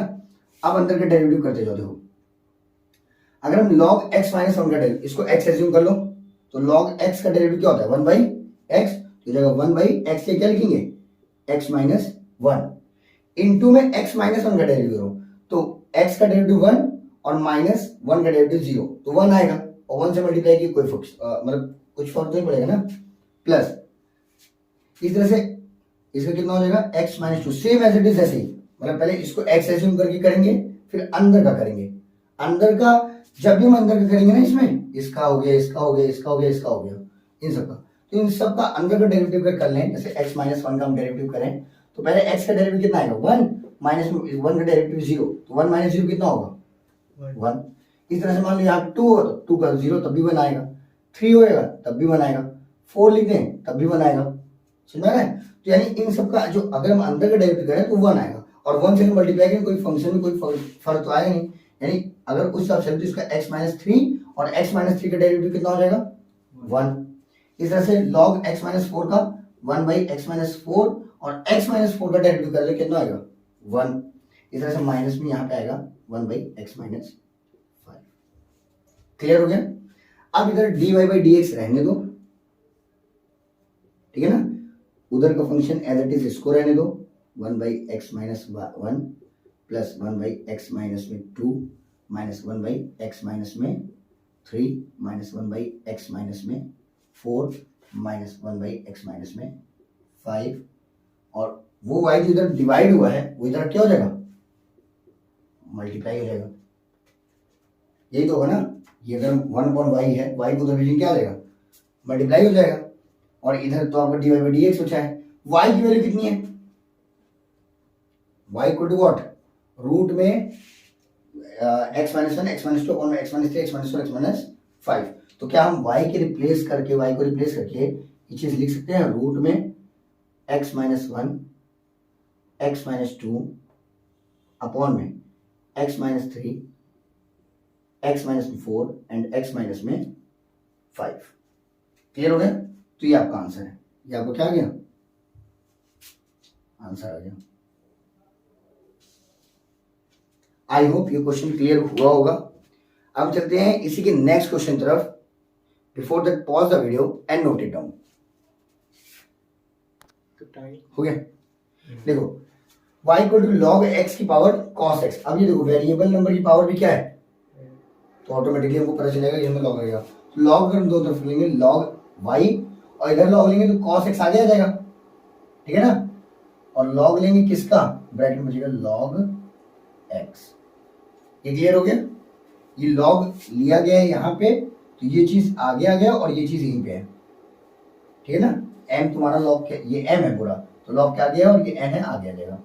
अब डेरिवेटिव बोथ साइड कर दो यहाँ पे इंटू एक्स करके, ये u और v ले लो तुम, ये u है और ये v है, अब कर दो derivative both side with respect to x, तो log y का क्या हो जाएगा 1 बाई y, अगर x के रिस्पेक्ट में करेंगे, और y का डेरिवेटिव dy बाई dx।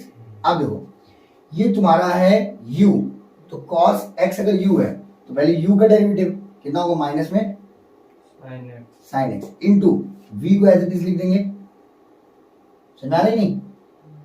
अच्छा अब प्लस v का डेरिवेटिव करते हैं, तो देखो इसको x एज्यूम करना, तो log x का डेरिवेटिव कितना होता है 1 बाई x, यहाँ पे x हमने एज्यूम किया log x को, तो जाएगा 1 बाई log x, क्लियर हो गया? फिर इसको x एज्यूम किया, अब इसका डेरिवेटिव करेंगे log x का, और log x का डेरिवेटिव कितना होता है इनटू में 1 बाई x, हो गया? v का डेरिवेटिव कर दिए, u को एज इट इज लिख देंगे इनटू cos x। समझ में आ गया?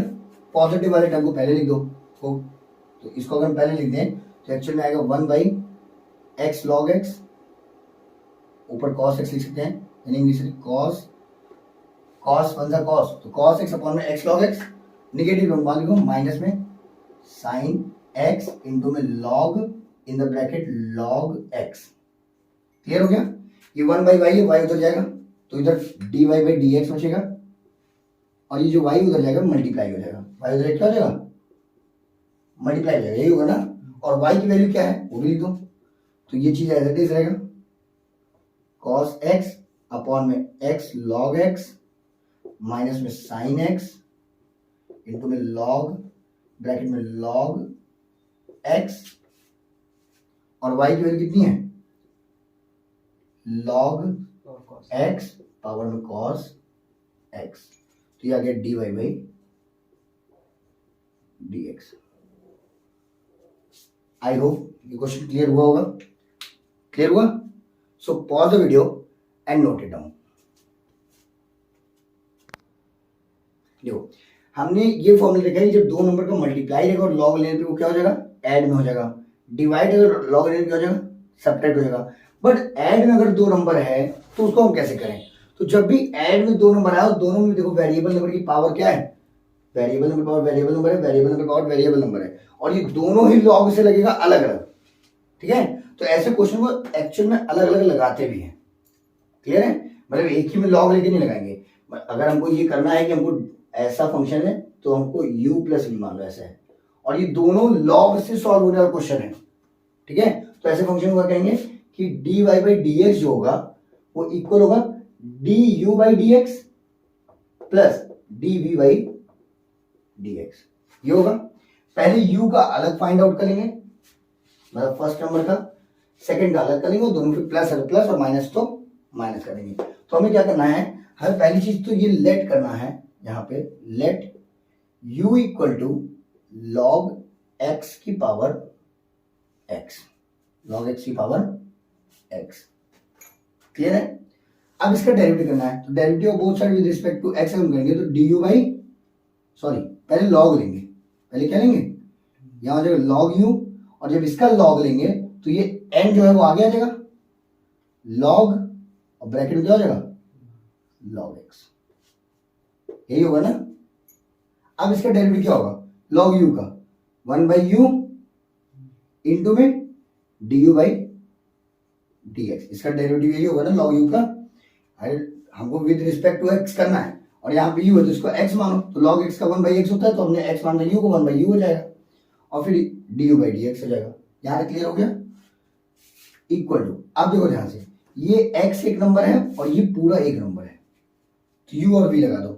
चलो x का डेरिवेटिव 1 होता है, ठीक है ना? तो 1 तो लिखने की जरूरत है नहीं, मल्टीप्लाई में क्या हो जाएगा, v को ऐसे लिख देंगे log में x, क्लियर हो गया? फिर क्या करते हैं प्लस, इसका डेरिवेटिव कर लो, तो इसको पूरा x एज्यूम कर सकते हैं हम, तो log x का कितना होगा 1 बाई log x हो जाएगा, इसको हमने x एज्यूम किया है, यही तो होगा ना? और फिर log x करेंगे इंटू में 1 बाई x, और इस x को ऐसे लिख देंगे, यही तो करते हैं ना? u का डेरिवेटिव करेंगे v को v का डेरिवेटिव करेंगे, u कैसे लिख देंगे, ठीक है। ये x x से क्या हो जाएगा, कैंसिल हो गया, बचा क्या, बचा है, अगर इसका एलसीएम ले लें, यहाँ बचा है log x, और इसमें क्या मल्टीप्लाई को देखो, log x इंटू में log x, समझ में आया, मतलब ये इसका मल्टीप्लाई हो तो log x इंटू में, और ये नंबर log x, और प्लस में क्या है 1 अपॉन में log x, हो गया। अब u उधर चला जाएगा, ध्यान समझना, u उधर जाएगा, यहाँ क्या बचेगा, tu बाई dx, अच्छा इक्वल टू, फिर से लिख लो, log x इंटू में log x प्लस 1 अपॉन में log x इंटू u, इधर डिवाइड हुआ है उधर मल्टीप्लाई होगा, पूरे फंक्शन में अगर देखा जाए u से मल्टीप्लाई, और u की हम क्या लिख सकते हैं, मतलब अगर ये u इधर जाके मल्टीप्लाई होगा तो अब u की हम लिख सकते हैं, क्या लिख सकते हैं, log x की पावर लिख सकते हैं ना यहाँ पे इतना। अब बहुत ध्यान समझना, यहाँ पे भी log x है, यहाँ पे भी log x है, ये क्लास 7 पढ़े हो कि अगर बेस सेम है और डिवाइड है, एक नंबर ऊपर है एक नंबर नीचे है, बेस सेम है, तो क्या होता है, पावर क्या हो जाती है, सब्ट्रैक्ट हो जाती है, पढ़े हो ना। देखो इसका ये बेस है, ये पावर है, ये बेस है और इसकी पावर 1/1, तो बेस सेम है और पावर क्या है, तो क्या हो जाएगा, सब्ट्रैक्ट हो जाएगा, मतलब इसको log x इंटू में log x प्लस 1, ये हो गया, ठीक है, बेस सेम है तो बेस को ऐसे लिख दो log, है ना, और x और पावर क्या हो जाएगी, सब्ट्रैक्ट हो जाएगी, तो x माइनस में, क्लियर हो गया। तो ये तुम्हारा क्या आ गया, du बाई dx, यहाँ पे क्लियर हो गया। अब हम चलते हैं dv बाई dx निकालते हैं, ठीक है, यहीं पे देखते कोशिश करके तुम जगह में होता है कि नहीं, क्लियर है। देखो let v equal to x की पावर log x, ये ले लें, और अगर हम log ले दोनों टाइप पर, तो log v इक्वल टू क्या हो जाएगा, यहाँ पे log लेंगे तो log x आगे आ जाएगा, यही तो होगा ना, जो तुम्हारा n है वो आगे आ जाएगा, n तुम्हारा log लगा के n लिखेंगे log, और n की जगह x, ठीक है। अगर ध्यान देखो दो बार हो गया तो इसको हम लिख सकते हैं log x का होल स्क्वायर, और इधर क्या लिख सकते हैं, log में v, क्लियर है। अब कर लो derivative of both side with respect to x, तो इसका डेरिवेटिव कितना आएगा बताओ, 1/v इंटू में dv बाई dx, उधर क्या होगा, इसको x एज्यूम कर लो, तो x स्क्वायर क्या होता है 2x होता है, और x हमने एज्यूम किया log x को, यही होगा ना। फिर log x से कर लो तो कितना होगा, 1/x इंटू में 1/x, यही होगा ना, या ये इंटू में है तो इसको अपॉन x लिख सकते हो, ऐसे लिख सकते हैं ना। अच्छा v को उधर भेज दो, तो dv by dx equal to log x upon में x, और v की हम क्या लिख सकते हैं, उधर v इधर डिवाइड होगा, उधर मल्टीप्लाई होगा, v यहाँ लिख क्या सकते हैं, x log की पावर x, देखो बेस सेम है इसका भी, इसकी पावर 1, क्या लिख सकते हैं बताओ, 2 log x, ये तो ऐसे ही रहेगा, बेस देखो बेस सेम है, पावर माइनस हो जाएगा, तो बेस सेम है तो बेस को ऐसे ही लिख दो, पावर माइनस कर दो, log x माइनस में 1 होगा ना, देखो ये x तो बेस सेम है, इसकी पावर 1 है ना, log x पावर माइनस कर दो, log x माइनस में 1, ये कितना आ गया, dv बाई dx, यहाँ पे क्लियर हो गया। अब देखो ध्यान से, हमें निकालना क्या है, हमें एक्चुअली निकालना था dy बाई dx, ये सब तो नौटंकी थी, निकालना है dy बाई dx, हमें पता है dy बाई dx इसकी इक्वल होता है du by dx plus dv by dx, दोनों अलग अलग लिख दो, du कितना आएगा, ये था, चलो मल्टीप्लाई वाला पहले ले लो, कोई दिक्कत नहीं है, पहले बार ले सकते हो x, क्योंकि उधर भी मल्टीप्लाई वाला पहले ही है, log x x माइनस 1, ठीक है, इन द ब्रैकेट ये पूरा टर्म एक साथ ले सकते हैं, क्या लिखेंगे, log x log x plus 1, ठीक है, और डीवी की जगह क्या लिख सकते हैं, वी की जगह कितना है 2 log x 2 प्लस रहेगा। अच्छा सॉरी प्लस, हाँ ठीक है, यहाँ प्लस है ना डीवी की जगह, प्लस 2 log x इंटू में x की पावर लॉग, यहाँ लिख दें इसको हटा दें, लॉग x माइनस 1। समझ में आया, क्या आंसर है, क्लियर हो गया। आई होप ये क्वेश्चन क्लियर हुआ होगा, ठीक है ना। So pause the video and note it down. हाँ, तो अभी हमने देखा है किस तरह से लॉग वाले क्वेश्चंस को हम लोग करते हैं। अब हमारे पास है डेरिवेटिव ऑफ पैरामीट्रिक फंक्शन। अभी पैरामीट्रिक फंक्शन का क्या है कि देखो एक्चुअल हमको निकालना है dy बाई डी एक्स। क्या निकालना है, dy बाई डी एक्स, मतलब x के रिस्पेक्ट में निकालना है। बट यहाँ पे जो फंक्शन दिया है वो 2 इक्वेशन देगा, ठीक है ना, और दोनों इक्वेशन में एक वैल्यू देगी, जैसे थीटा और थीटा है, तो जो भी है उसी के रिस्पेक्ट में निकालेंगे। जैसे थीटा है या थीटा है, यहाँ पे हो सकता है वाई दोनों जो है वाई नहीं मतलब एक ही चीज है, टी हो जाए, ठीक है ना, या ओमेगा कर सकता है, जो भी करेगा उसी के रिस्पेक्ट में निकालना है। तो हम क्या करेंगे, जैसे पहले हम ये वाला लेंगे, फर्स्ट इक्वेशन लिखेंगे, derivative of both side with respect to theta. अब थीटा के रिस्पेक्ट में अगर एक्स करें, अगर एक्स का डेरिवेटिव है तो 1 होता है, बट थीटा के रिस्पेक्ट में अगर एक्स का डेरिवेटिव करेंगे तो क्या हो जाएगा, dx by d theta equal to a constant बाहर आ जाएगा, और cos थीटा का अगर थीटा के रिस्पेक्ट में करना है, अगर cos थीटा के थीटा के रिस्पेक्ट करेंगे तो आएगा माइनस में साइन थीटा, यही होगा। यहां तक क्लियर हो गया, ये बन जाएगा तुम्हारा इक्वेशन नंबर 1। क्लियर है। अब अगर सेकंड वाली इक्वेशन करो, बहुत ध्यान सुनना, अगर सेकंड इक्वेशन करेंगे इसको भी करना है, derivative of both side with respect to theta, यानी इसको भी दोनों तरफ किससे करना है, थीटा के रिस्पेक्ट करना है। तो जगह d Y by d theta equal to b बाहर आएगा, और कॉस थीटा क्या होता है, माइनस साइन थीटा, तो माइनस बाहर आ जाएगा साइन थीटा। ये बन गया इक्वेशन नंबर 2। एक्चुअल हमको चाहिए क्या, d Y by D x. तो अगर हम इसमें से डिवाइड करेंगे तो ऑटोमेटिकली ये फंक्शन डी वाई ऊपर आएगा। तो अब हम क्या करेंगे, डिवाइड करेंगे। क्या करेंगे, देखो लिखेंगे डिवाइड फ्रॉम इक्वेशन 2, यानी इक्वेशन 2 में डिवाइड दे दो बाई इक्वेशन 1, ठीक है ना। डिवाइड फ्रॉम इक्वेशन 2 से डिवाइड देना है, इक्वेशन 1 से डिवाइड देना है इक्वेशन 2 में, ऐसे लिखो, ठीक है ना, मतलब 1 से 2 में डिवाइड दे दो। क्लियर हो गया। तो क्या लिखेंगे, d Y by d theta, और इसमें डिवाइड किससे देंगे, अपॉन में d x by d theta से। क्लियर हो गया।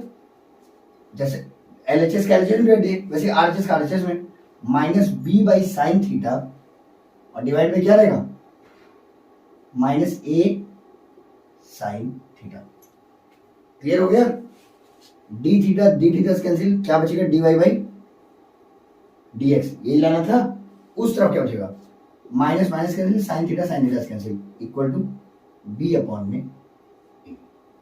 तो हो गया पैरामीट्रिक फंक्शन के क्वेश्चंस। और इस चैप्टर के जितने भी क्वेश्चंस हैं वो सब इसी तरीके से होंगे।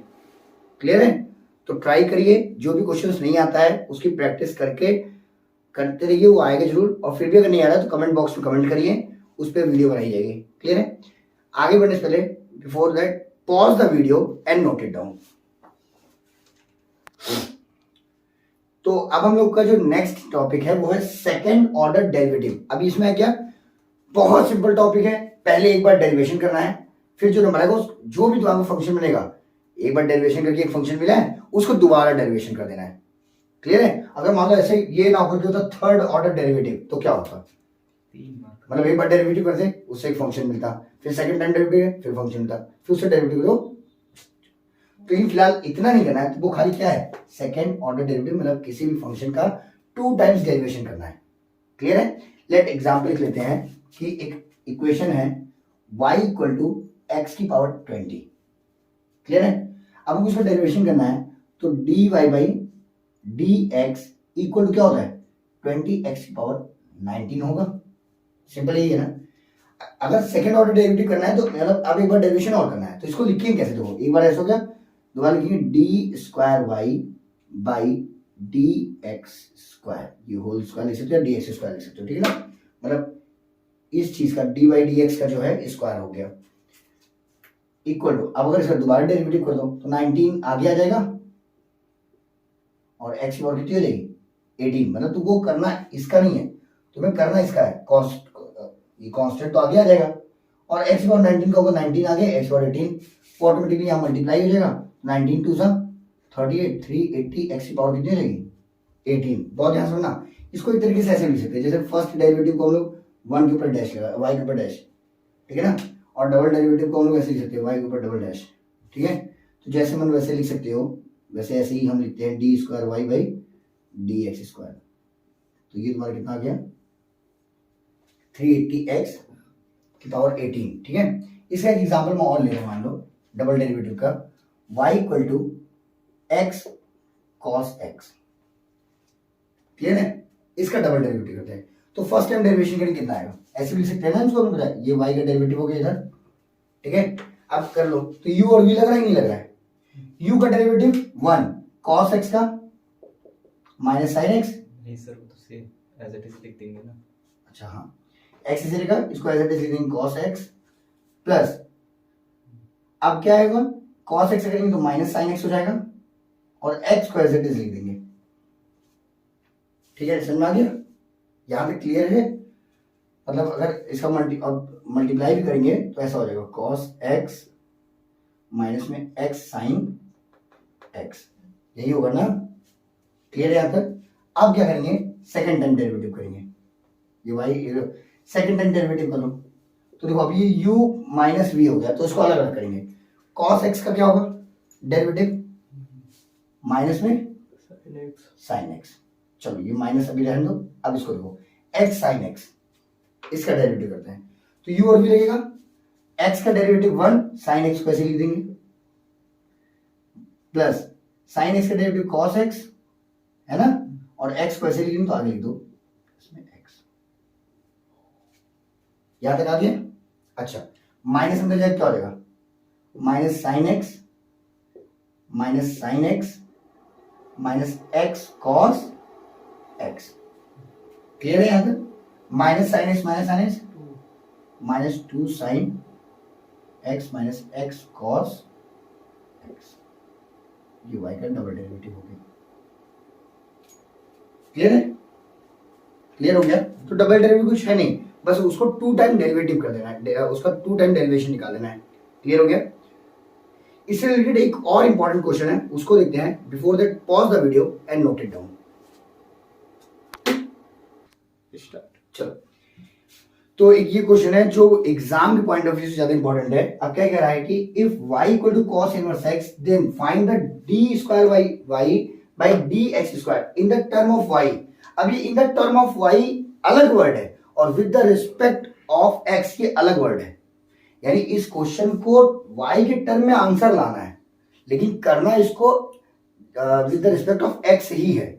समझ में आ रहा है? मतलब तभी तो यहाँ dy बाई dx ही दे रहा है, देखो ध्यान से, तो इसका डबल डेरिवेटिव करना है, बट आंसर तुम्हारा किस में आना चाहिए, y के टर्म में। अब कैसे करेंगे, जैसे अगर हम इसको करना चाहें तो हम अभी इसका करते तो इसका 1 अपॉन में माइनस 1 अपॉन में 1 प्लस एक्स स्क्वायर आ जाता, ठीक है ना। बट हमको इसको y के रिस्पेक्ट करना है, तो करेंगे क्या कि पहले इसको लिखेंगे y equal to cos inverse में x, यही होगा ना। आप क्या करो, कॉस को इधर भी दो, तो कॉस y इक्वल टू क्या आ जाएगा, x आएगा। इसको ऐसे भी लिख सकते हैं। चलो अब क्या करो, दोनों तरफ डेरिवेटिव ले लो विद रिस्पेक्ट ऑफ x, तो डेरिवेटिव इसका क्या आएगा कॉस वाई का माइनस में साइन वाई इंटू में 1/y is equal to x का derivative t by by D x ना सर। अच्छा सॉरी हाँ लॉग दिमाग में चल रहा है हाँ, चलिए देखिए। तो हाँ यहाँ देखो कॉस इधर आ गया cos y equal to x. अब क्या करना है इसका डेरिवेटिव करेंगे तो ये जाएगा minus sine y cos x का डेरिवेटिव क्या करेंगे तो माइनस साइन वाई और फिर वाई का derivative d Y by D x equal to x का डेरिवेटिव क्या होगा 1 हो जाएगा। ये माइनस साइन वाई उधर जाएगा तो होगा क्या d Y by D x equal to minus 1 by sine y यही होगा ना। इसका रेसिप्रोकल क्या हो जाएगा d Y by D x equal to minus में कोसेक एक्स कोसेक वाई ज्यादा क्लियर है। फिर से इसका डेरिवेशन करेंगे विद रिस्पेक्ट ऑफ एक्स मतलब डबल है ना सेकेंड ऑर्डर में तो कितना होगा यहाँ देखो होगा d square y by D x square with respect of x करेंगे। अब देखो ये माइनस बाहर है कॉस वाई का क्या होगा तो कॉस एक्स का होगा माइनस कॉट बता सुना माइनस कॉट वाई इंटू में कोसेक वाई यहां तक क्लियर हो गया। इसको हमने एक्स एज्यूम किया तो कोसेक एक्स का क्या होता है cot x into cot minus cot x into cosec y x जगह हमने वाई लिख दिया। अब हमने वाई को एक्स एज्यूम किया था ना तो वाई का डेरिवेटिव क्या होगा इंटू में d Y by D x यही होगा। अच्छा अभी के लिए ये माइनस अंदर जाएगा और माइनस माइनस क्या हो जाएगा प्लस हो जाएगा तो अभी ये हो जाएगा cot y into cosec y into d Y by D x की वैल्यू कितनी है माइनस इंटू में ये इंटू हुआ है ठीक है माइनस कोसेक वाई तो cot y into cosec y into minus cosec y तो तीनों में से एक नंबर निगेटिव है तो आंसर तो निगेटिव आएगा ठीक है ना। क्या आ जाएगा कॉट वाई कोसेक वाई तो हो जाएगा कोसेक स्क्वायर में वाई ये होगा d square y by D x square और आंसर तुम्हारा किसके टर्म में है वाई के टर्म में। क्लियर हो गया आई होप ये क्वेश्चन क्लियर हुआ होगा। So pause the video and note it down. तो हमारा जो नेक्स्ट टॉपिक है वो है रॉलेज थ्योरम के बारे में। रॉलेज थ्योरम क्या था तो एक मैथमेटिशियन थे जिनका नाम था लॉरेंस तो उन्होंने कुछ थ्योरम दिया था वो थ्योरम देखते क्या होता है कि वो कहाँ पे एप्लीकेबल होता है कहाँ पे नहीं होता है। उन्होंने बताया था कि मान लीजिए आपके पास कोई फंक्शन है y equal to f x clear है। फिर हमने उस एफ एक्स को देखा तो पता चला कि जो एफ एक्स है एफ एक्स जो है is continuous function f x जो है कैसा फंक्शन है कॉन्टिन्यूअस फंक्शन है और at the point a to b ये इसका मतलब होता है क्लोज ब्रैकेट है ठीक है ना। इसका मतलब है कि उस सारे पॉइंट पे एप्लीकेबल है मतलब फंक्शन जो है वो ए से लेकर के बी तक में सारे पॉइंट पे कॉन्टिन्यूअस है साथ साथ ए और बी पे भी कॉन्टिन्यूअस है। क्लियर है चलो अभी समझा रहे। फिर क्या है उन्होंने ये बताया कि एक फंक्शन वही जो एफ एक्स है इज डिफरेंशिएबल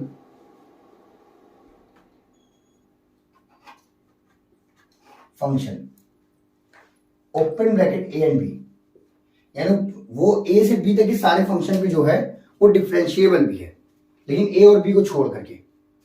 मतलब फॉर एग्जांपल हम ये कह रहे हैं कि ए और बी हम एक नंबर ले लें मान लो 4 और 9 तो इसका मतलब है कि 4 से लेकर के 9 तक में ग्राफ में 4 से लेकर के 9 तक में सारे पॉइंट पे ये कंटिन्यूअस है ठीक है और 4 और 9 को छोड़कर उसके बीच में सारे नंबर पे ये क्या है डिफरेंशिएबल है फंक्शन जो है क्या है डिफरेंशिएबल है। ये एग्जांपल था 4 और 9 याद समझ में आ गया। तीसरी चीज उन्होंने कहा कि अगर ये दो चीज और थर्ड चीज ये है कि फंक्शन की वैल्यू दोनों पॉइंट पर यानी पॉइंट ए पर फंक्शन की वैल्यू और पॉइंट बी पर फंक्शन की वैल्यू इक्वल है। तीन चीज हो गई। पहली चीज फंक्शन कैसा हो कॉन्टिन्यूअस हो फंक्शन कैसा हो डिफरेंशिएबल हो और ए और बी पे जो भी टर्म है जिसके बीच में बात कर रहा है, जिसके लिए क्लोज ब्रैकेट और ओपन ब्रैकेट यूज हो रहा है, उस पर फंक्शन की वैल्यू अगर इक्वल है, अगर ये तीन चीज है तो रोल्स थ्योरम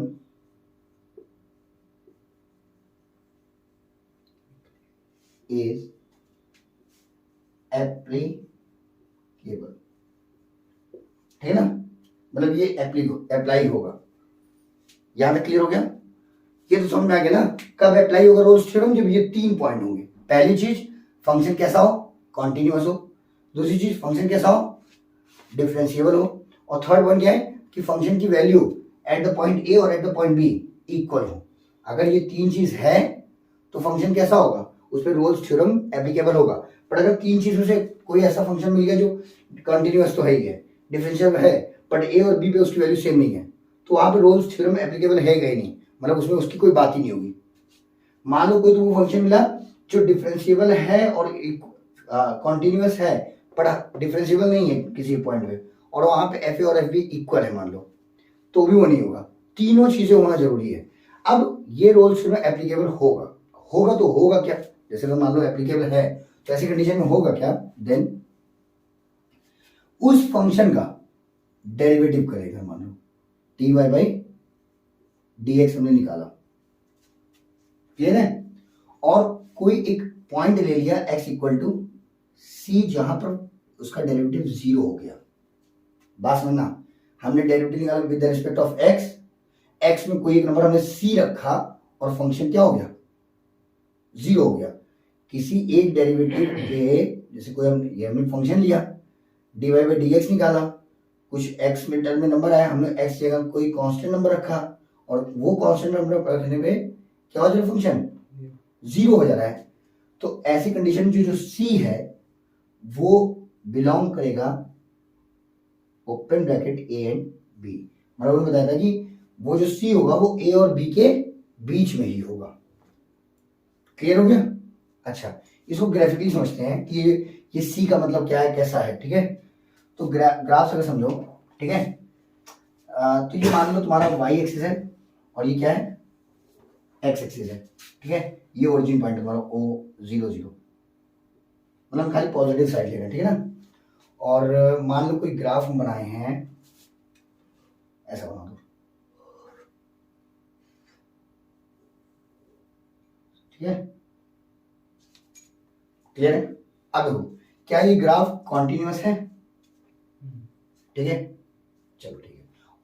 और यहां पे कोई पॉइंट है, देखो ध्यान से, यहां पे कोई पॉइंट है ए। बात समझना, ये तुम्हारा x एक्सिस है और ये तुम्हारा एफ एक्स, वाई को तुम लोग क्या बोल सकते हो, एफ एक्स है। तो अगर एफ ए है तो ये पॉइंट कौन सा होगा, ध्यान समझना, एफ ए होगा। नहीं समझे? अरे एक्स जगह ए रखोगे तो एफ ही तो आएगा। चलो, ठीक तरह से ये पॉइंट है तुम्हारा कोई बी, ये कौन सा पॉइंट है, बी है। तो देखो ध्यान से, यही पॉइंट एफ बी भी होगा, सुना है? तो अब हम ए से बी तक की बात कर रहे हैं। ए से बी तक ये फंक्शन कैसा है, कॉन्टिन्यूअस है। क्लियर है? ए से बी तक ये फंक्शन डिफरेंशिएबल भी है। क्लियर है? कैसे पता? क्योंकि डिफरेंशिएबल वहां पे फंक्शन है तो जहां पे कोई नॉड बन जाए, मतलब कुछ नुकीला टाइप, ये तो पूरा कर्व बन रहा है। ठीक है, कर्व फंक्शन डिफरेंशिएबल होता है। अगर कहीं पे मतलब ये अगर ऐसा होता फॉर एग्जांपल और पूछा था कहां डिफरेंशिएबल नहीं है, तो यहाँ पे डिफरेंशिएबल नहीं होगा। क्लियर हो गया? जहां पे भी नॉड बन जाएगा, ग्राफ के हिसाब से कह रहे हैं, देखो 3 जगह पे फंक्शन डिफरेंशिएबल नहीं होता। एक तो कॉर्नर पे, ठीक है, और एक कहां पे, कहीं नॉड बन जाएगा वहां। 3 जगह फ्रैक्शन, अरे ग्राफ जो है वो डिफरेंशिएबल नहीं होता। तो यहाँ पे देखो, इसीलिए ना यहाँ ओपन ब्रैकेट है कि ए और बी, क्योंकि यहीं से हम शुरू कर रहे हैं तो कॉर्नर पे तो बनेगा नहीं, ए और बी पे बनेगा नहीं। ठीक है ना, इसलिए ए और बी को छोड़ करके बाकी हर जगह कैसा ही है, डिफरेंशिएबल है, कंटिन्यूअस है कि नहीं है। यानी इसको ये कर रहे हैं ना, कहीं भी रुका, कहीं भी ब्रेक हुआ है, बिना पेन उठाए बन रहा है कि नहीं बन रहा है, कंटिन्यूअस हो गया। डिफरेंशिएबल है कि नहीं है, डिफरेंशिएबल है। और एफ ए और एफ बी की वैल्यू देखो सेम है कि नहीं है, सेम है। अच्छा चलो इसको छोड़ो। हमने ये बताया था कि जो dy बाई डी एक्स होता है वो एक्चुअल में स्लोप होता है, यही होता है ना। अगर एक्स एक्सिस, अगर हम बात करें स्ट्रेट लाइन का, अगर हम बात करें स्ट्रेट लाइन का, स्ट्रेट लाइन का स्लोप कहाँ जीरो होता है पता है तुम लोग को? पैरेलल हाँ, जब वो किसके पैरेलल होगा? एक्स एक्सिस से। तो सोचो इसका भी स्लोप किस पॉइंट पे, इसका अगर इसका हम स्लोप निकालें, इसका स्लोप क्या होता है? इसका टेंजेंट। तो इसका टेंजेंट जो होगा कुछ ऐसा होगा, ठीक है। एक्स एक्सिस कैसा है? पैरेलल है कि नहीं है? अगर हम एक्स एक्सिस के पैरेलल एक लाइन खींच दें और उस जो एक एक्स एक्सिस पैरेलल को टेंजेंट खींचना है, वो क्या खींचना है? एक्स एक्सिस के पैरेलल क्या खींचना है? टेंजेंट खींचना है। क्यों? क्योंकि वो पता है यहाँ पे टेंजेंट क्या है, जो टेंजेंट है वो पैरेलल है किसके? एक्स एक्सिस के। यहां से मैं, तो ये जो पॉइंट है, ये पॉइंट तुम्हारा क्या रहेगा? अगर ध्यान देखो सी, क्योंकि एक्स एक्सिस के पैरेलल अगर है तो इसका स्लोप कितना होगा? जीरो होगा। डी, अभी हमने बताया था कि डेरिवेटिव में जो टेंजेंट्स का स्लोप होता है वही d Y by D x होता है। टेंजेंट्स का स्लोप क्या होता है? D Y by D x होता है। तो ये टेंजेंट है, इसका स्लोप जो होगा वो d Y by D x होगा। तो इसका स्लोप कितना होगा? जीरो होगा। किस पॉइंट पर? अच्छा, वो सी कहाँ पे बिलोंग कर रहा है? ए और बी के बीच में आ रहा है कि नहीं आ रहा है? समझ आया? यही था रोज थ्योरम। क्लियर हुआ? क्लियर है? एक बार और देख लो फिर से। ये फंक्शन है जिसका ग्राफ है, ये जो ग्राफ है ये ए और बी से देखें तो यहां से यहां तक कंटिन्यूअस है, यहां से यहां तक क्या है? डिफरेंशिएबल भी है, ठीक है। और एफ ए और एफ बी की वैल्यू कैसी है? तो ये तीन चीज इक्वल हो गई। अगर ये तीनों चीज इक्वल तो इसमें रोल्स थ्योरम लगेगा। तो जिस जो टेंजेंट इसका जीरो, मतलब जहां पे d Y by D x की वैल्यू जीरो होगी, टेंजेंट से तो d Y by D x होता है, तो जिस पॉइंट पे d Y by D x की वैल्यू जीरो हो रही है, जैसे अगर हम यहाँ पे खींचे तो वहां d Y by D x की वैल्यू जीरो नहीं होगी। जीरो वहां पे स्लोप जीरो होता है जो एक्स एक्सिस क्या हो? पैरेलल हो। तो ये पैरेलल वाला स्लोप भी तो जीरो होगा। तो जो भी d Y by D x की वैल्यू जीरो होगी वो पॉइंट सी जो होगा वो ए और बी के बीच में होगा, ये बताया गया। क्लियर हो गया? क्लियर है? इससे रिलेटेड एक क्वेश्चन करते हैं। Before that pause the video and note it down. तो अभी हमने देखा है रोल्स थ्योरम क्या होता है, ठीक है। तो उससे रिलेटेड एक न्यूमेरिकल है, वो देखते हैं। Can verify the Rolle's theorem for function x square plus 2x minus 8 where x belong to minus 4 and 2। Clear है? देखो बहुत ध्यान समझते हैं इसका सॉल्यूशन। ये कैसा फंक्शन है? अगर देखा जाए कैसा फंक्शन है तो ये पॉलिनोमियल फंक्शन है ना, क्वाड्रेटिक इक्वेशन है तो ये पॉलिनोमियल फंक्शन है। और पॉलिनोमियल फंक्शन जो होता है वो हर पॉइंट पे डिफरेंशिएबल भी होता है और हर पॉइंट पे क्या होता है? कंटिन्यूअस भी होता है। तो हम ये कह सकते हैं this function is continuous at -4 to 2। Clear हो गया? फिर लिखेंगे this function is differentiable at -4 to 2। यहां तक क्लियर है? थर्ड कंडीशन क्या थी? अगर रोल्स थ्योरम एप्लीकेबल पता करना है होगा कि नहीं होगा, तो थर्ड कंडीशन थी कि हमको ये देखना है कि एफ एक्स जो है, मतलब x square plus 2x minus 8, ये ए और बी पे इसकी वैल्यू कितनी है ये चेक करना है ना। तो पहले ए पे चेक करो, फंक्शन की वैल्यू -4 पे। तो -4 पे कितना होगा? -4 का स्क्वायर प्लस 2 इंटू में -4 माइनस 8, 4 का स्क्वायर 16, 4 2 जा 8 माइनस 8 माइनस 8 माइनस 8 माइनस 8 16 हो जाएगा और ये 16 से कैंसिल। तो फंक्शन की वैल्यू -4 कितनी है? 0 है। अच्छा, इसकी वैल्यू एक बार -2 पे भी चेक कर लो, -2 कह रहे 2 पे, इसी फंक्शन की वैल्यू 2 पे भी चेक कर लो। तो यहाँ 2 का स्क्वायर कितना होगा? 4 प्लस 4 2 जा 8, सॉरी 2 2 जा 4, 2 2 जा 4 और माइनस में 8, यही होगा ना। एक बार चेक करते हैं एट द वैल्यू 2 पे कितनी हो जाएगी।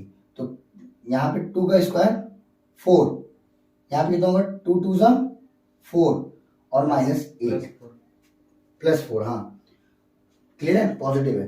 अब 4 4 8 माइनस 8 कितना होगा? जीरो ये भी होगा। ठीक है, तो हम ये देख सकते हैं कि फंक्शन की वैल्यू है वो -4 पे और 2 पे कैसी है, इक्वल है, यानी थर्ड कंडीशन भी फॉलो कर रहा है। तो हम ये कह सकते हैं यहाँ पे रोल्स थ्योरम एप्लीकेबल है या नहीं है, तो हम लिख सकते हैं रोल्स थ्योरम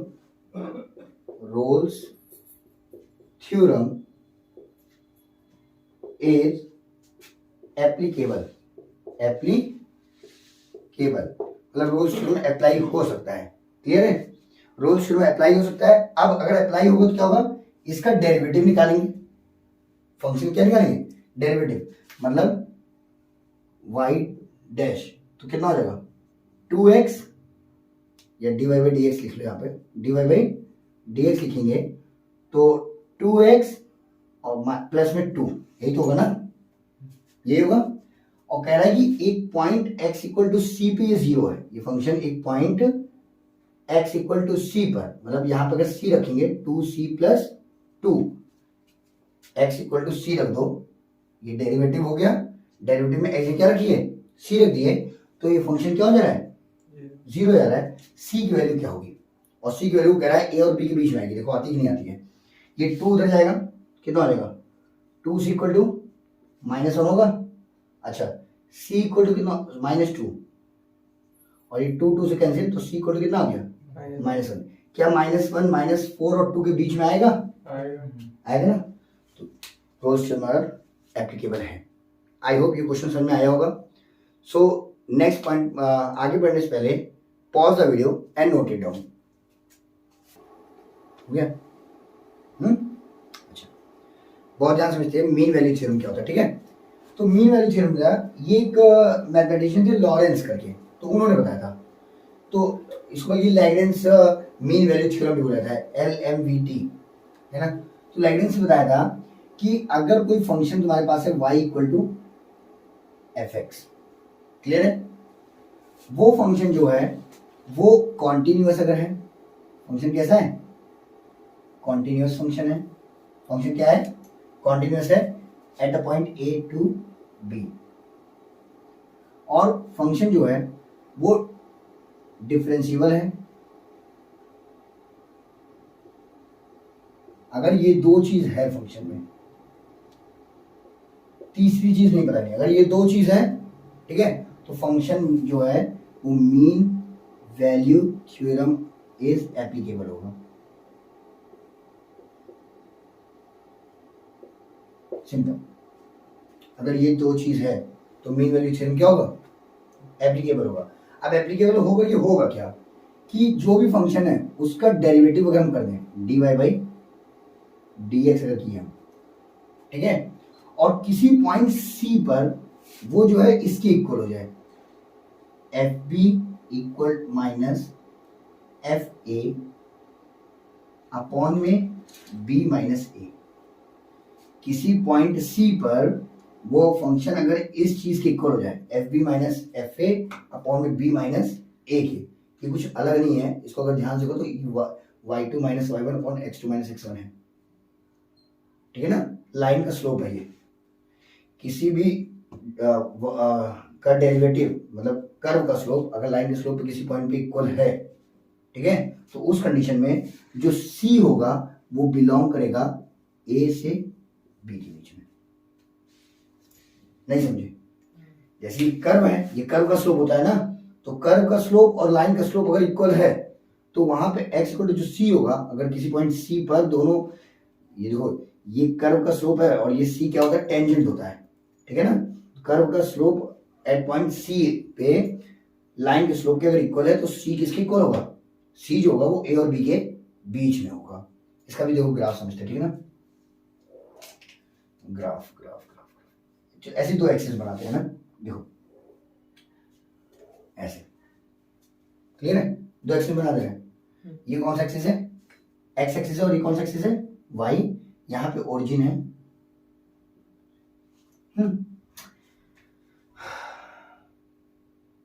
चलो है ना, मान लो ग्राफ है ए और बी तो इक्वल से कोई मतलब नहीं है, तो ग्राफ तुम बना लो ऐसा बना लो, क्लियर है। चलो अगर थोड़ा इसको ऐसा करो बनाओ, ऐसा बनाओ। अब सही समझ में आ रहा है? अच्छा, ये पॉइंट तुम्हारा ए है लेट, और ये पॉइंट क्या है? बी है। ध्यान से समझना, ये ए है और ये क्या है? बी है। अच्छा, ये कौन सा पॉइंट होगा? F A. ये एफ एक्स लाइन है ना, नहीं समझे? और ये कौन सा पॉइंट होगा? F b. F b. यहां तक क्लियर हो गया? यहां तक समझ में आ गया?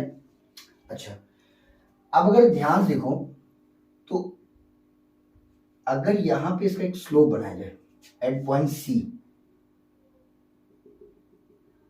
ठीक है, यहां पे क्या बनाया जाएगा? स्लोप बनाया जाए। टेंजेंट होगी तो टेंजेंट पे एक पॉइंट है, टेंजेंट तो इसका स्लोप होता है, तो उस पर एक पॉइंट हमने ले लिया। देखो फिगर थोड़ा सा मेरा उस तक समझ में आएगा, लेकिन बनेगा थोड़ा अजीब टाइप का क्योंकि बन नहीं रहा हमसे फिगर। चलो देखो यहाँ हो जाएगा ऐसे, ठीक है, और अब समझ आ रहा है? ये चलो देखो फिर से बनाते हैं। देखो ये पॉइंट था, है ना, और ये पॉइंट है जहां पे टेंजेंट हम बना रहे हैं।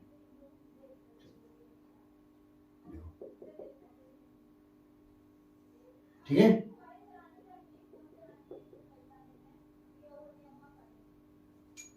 यहां समझ में आ गया? तो ये पॉइंट अगर सी है। अच्छा ये बताओ, लाइन का स्लोप मतलब क्या? अगर लाइन का स्लोप, अगर इसको तुम एक लाइन, अभी टेंजेंट मत सोचो, ठीक है ना, अभी इसको टेंजेंट मत सोचना, इसको एक लाइन समझना। तो दो लाइन का स्लोप, क्योंकि इसी का स्लोप तो ये है, दो लाइन का स्लोप इक्वल कब होता है? जब लाइन कैसी हो? पैरेलल हो, यानी इसके पैरेलल एक लाइन खींच सकते हैं, तो पैरेलल लाइन जो होगी वो यहां से ऐसे से जाएगी, उनका मेन यही है। ये दोनों लाइन कैसी होगी? पैरेलल होगी। ये क्या है? dy by D x at point x equal to c, ये है। इसका स्लोप निकालो, कैसे निकलेगा? अगर इसका स्लोप निकालना है, इस लाइन का स्लोप क्या होगा? देखो इसका स्लोप क्या होगा? dy by D x equal to x equal to c होगा, ये होगा। अच्छा, इस पॉइंट की वैल्यू क्या है? पॉइंट की वैल्यू क्या होती है? पहले एक्स की वैल्यू ए और वाई की वैल्यू एफ ए। इस पॉइंट की वैल्यू क्या होगी बताओ? बी और एफ बी, यही होगी ना। चलिए, दो पॉइंट से तो पता है स्लोप कैसे निकलता है। देखो y2 माइनस में, ठीक है, x2 माइनस में, समझ में आ गया? मतलब इसका स्लोप और इसका स्लोप क्या हो गया? इक्वल हो गया। मतलब ये कह रहा है कि अगर हम कोई पॉइंट सी बीच में ले रहे हैं, अगर हम कोई पॉइंट सी क्या ले रहे हैं? बीच में ले रहे हैं, तो उसका जो स्लोप होगा, यानी ये जो टेंजेंट होगा, उसका स्लोप मतलब क्या? टेंजेंट जो होगा वो इस लाइन के, जैसे इसको हम बोल सकते हैं कॉर्ड, इसको क्या बोल सकते हैं? कॉर्ड की क्या होगा? पैरेलल होगा। समझ में आ गया? ए बी पे बनने वाले कॉर्ड के पैरेलल होगा। ये था मीन वैल्यू थ्योरम। आई होप ये समझ में आया होगा। So pause the video and note it down. तो अभी हमने देखा है कि मीन वैल्यू थ्योरम एक्चुअल में होता क्या है, उसी से रिलेटेड एक न्यूमेरिकल है, उसको हम देखते हैं ना। कह रहा है कि verify mean value theorem if f x equal to x square minus 4x minus 3 and x belong to 1 to 4। इसको नॉर्मली अगर सॉल्व करना है तो पहले चीज देखना, क्या ये फंक्शन, पहले इसमें देखो मीन वैल्यू थ्योरम एप्लीकेबल है कि नहीं है, ये फंक्शन कंटिन्यूअस है कि नहीं है जी। तो this function is continuous. Reason? क्योंकि पॉलिनोमियल फंक्शन है, ठीक है ना। अच्छा, this function is differentiable,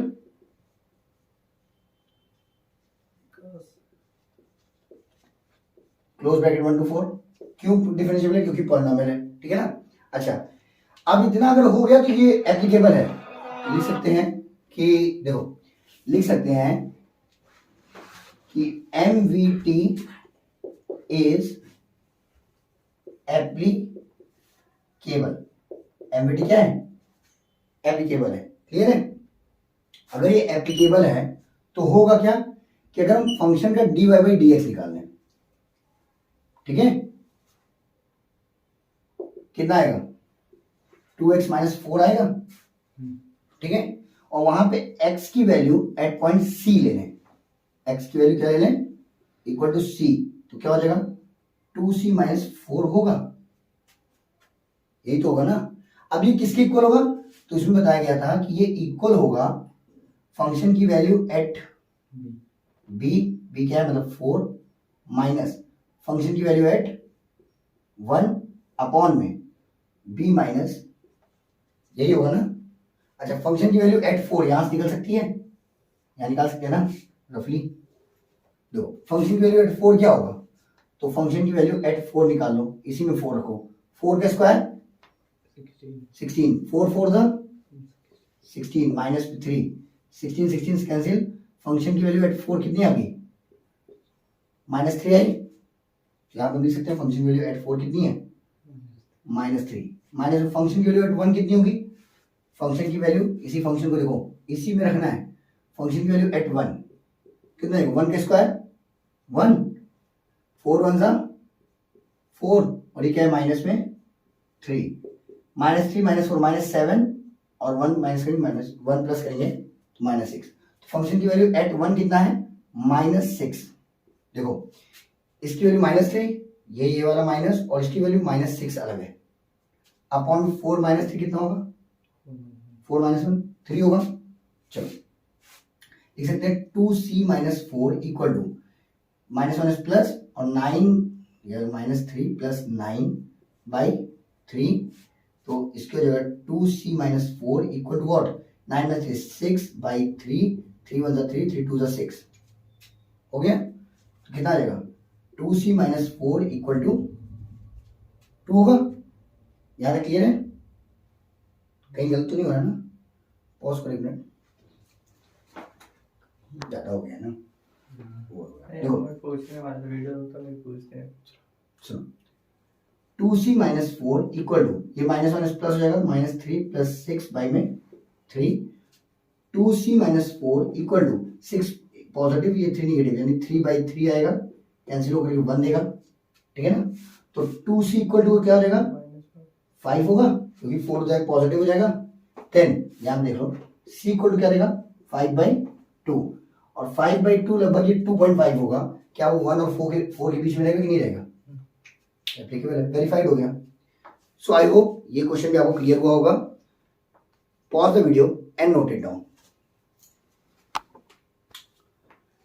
I hope आपको कंटिन्यूटी एंड डेरिवेटिव का ये वन शॉट वीडियो समझ में जरूर आया होगा।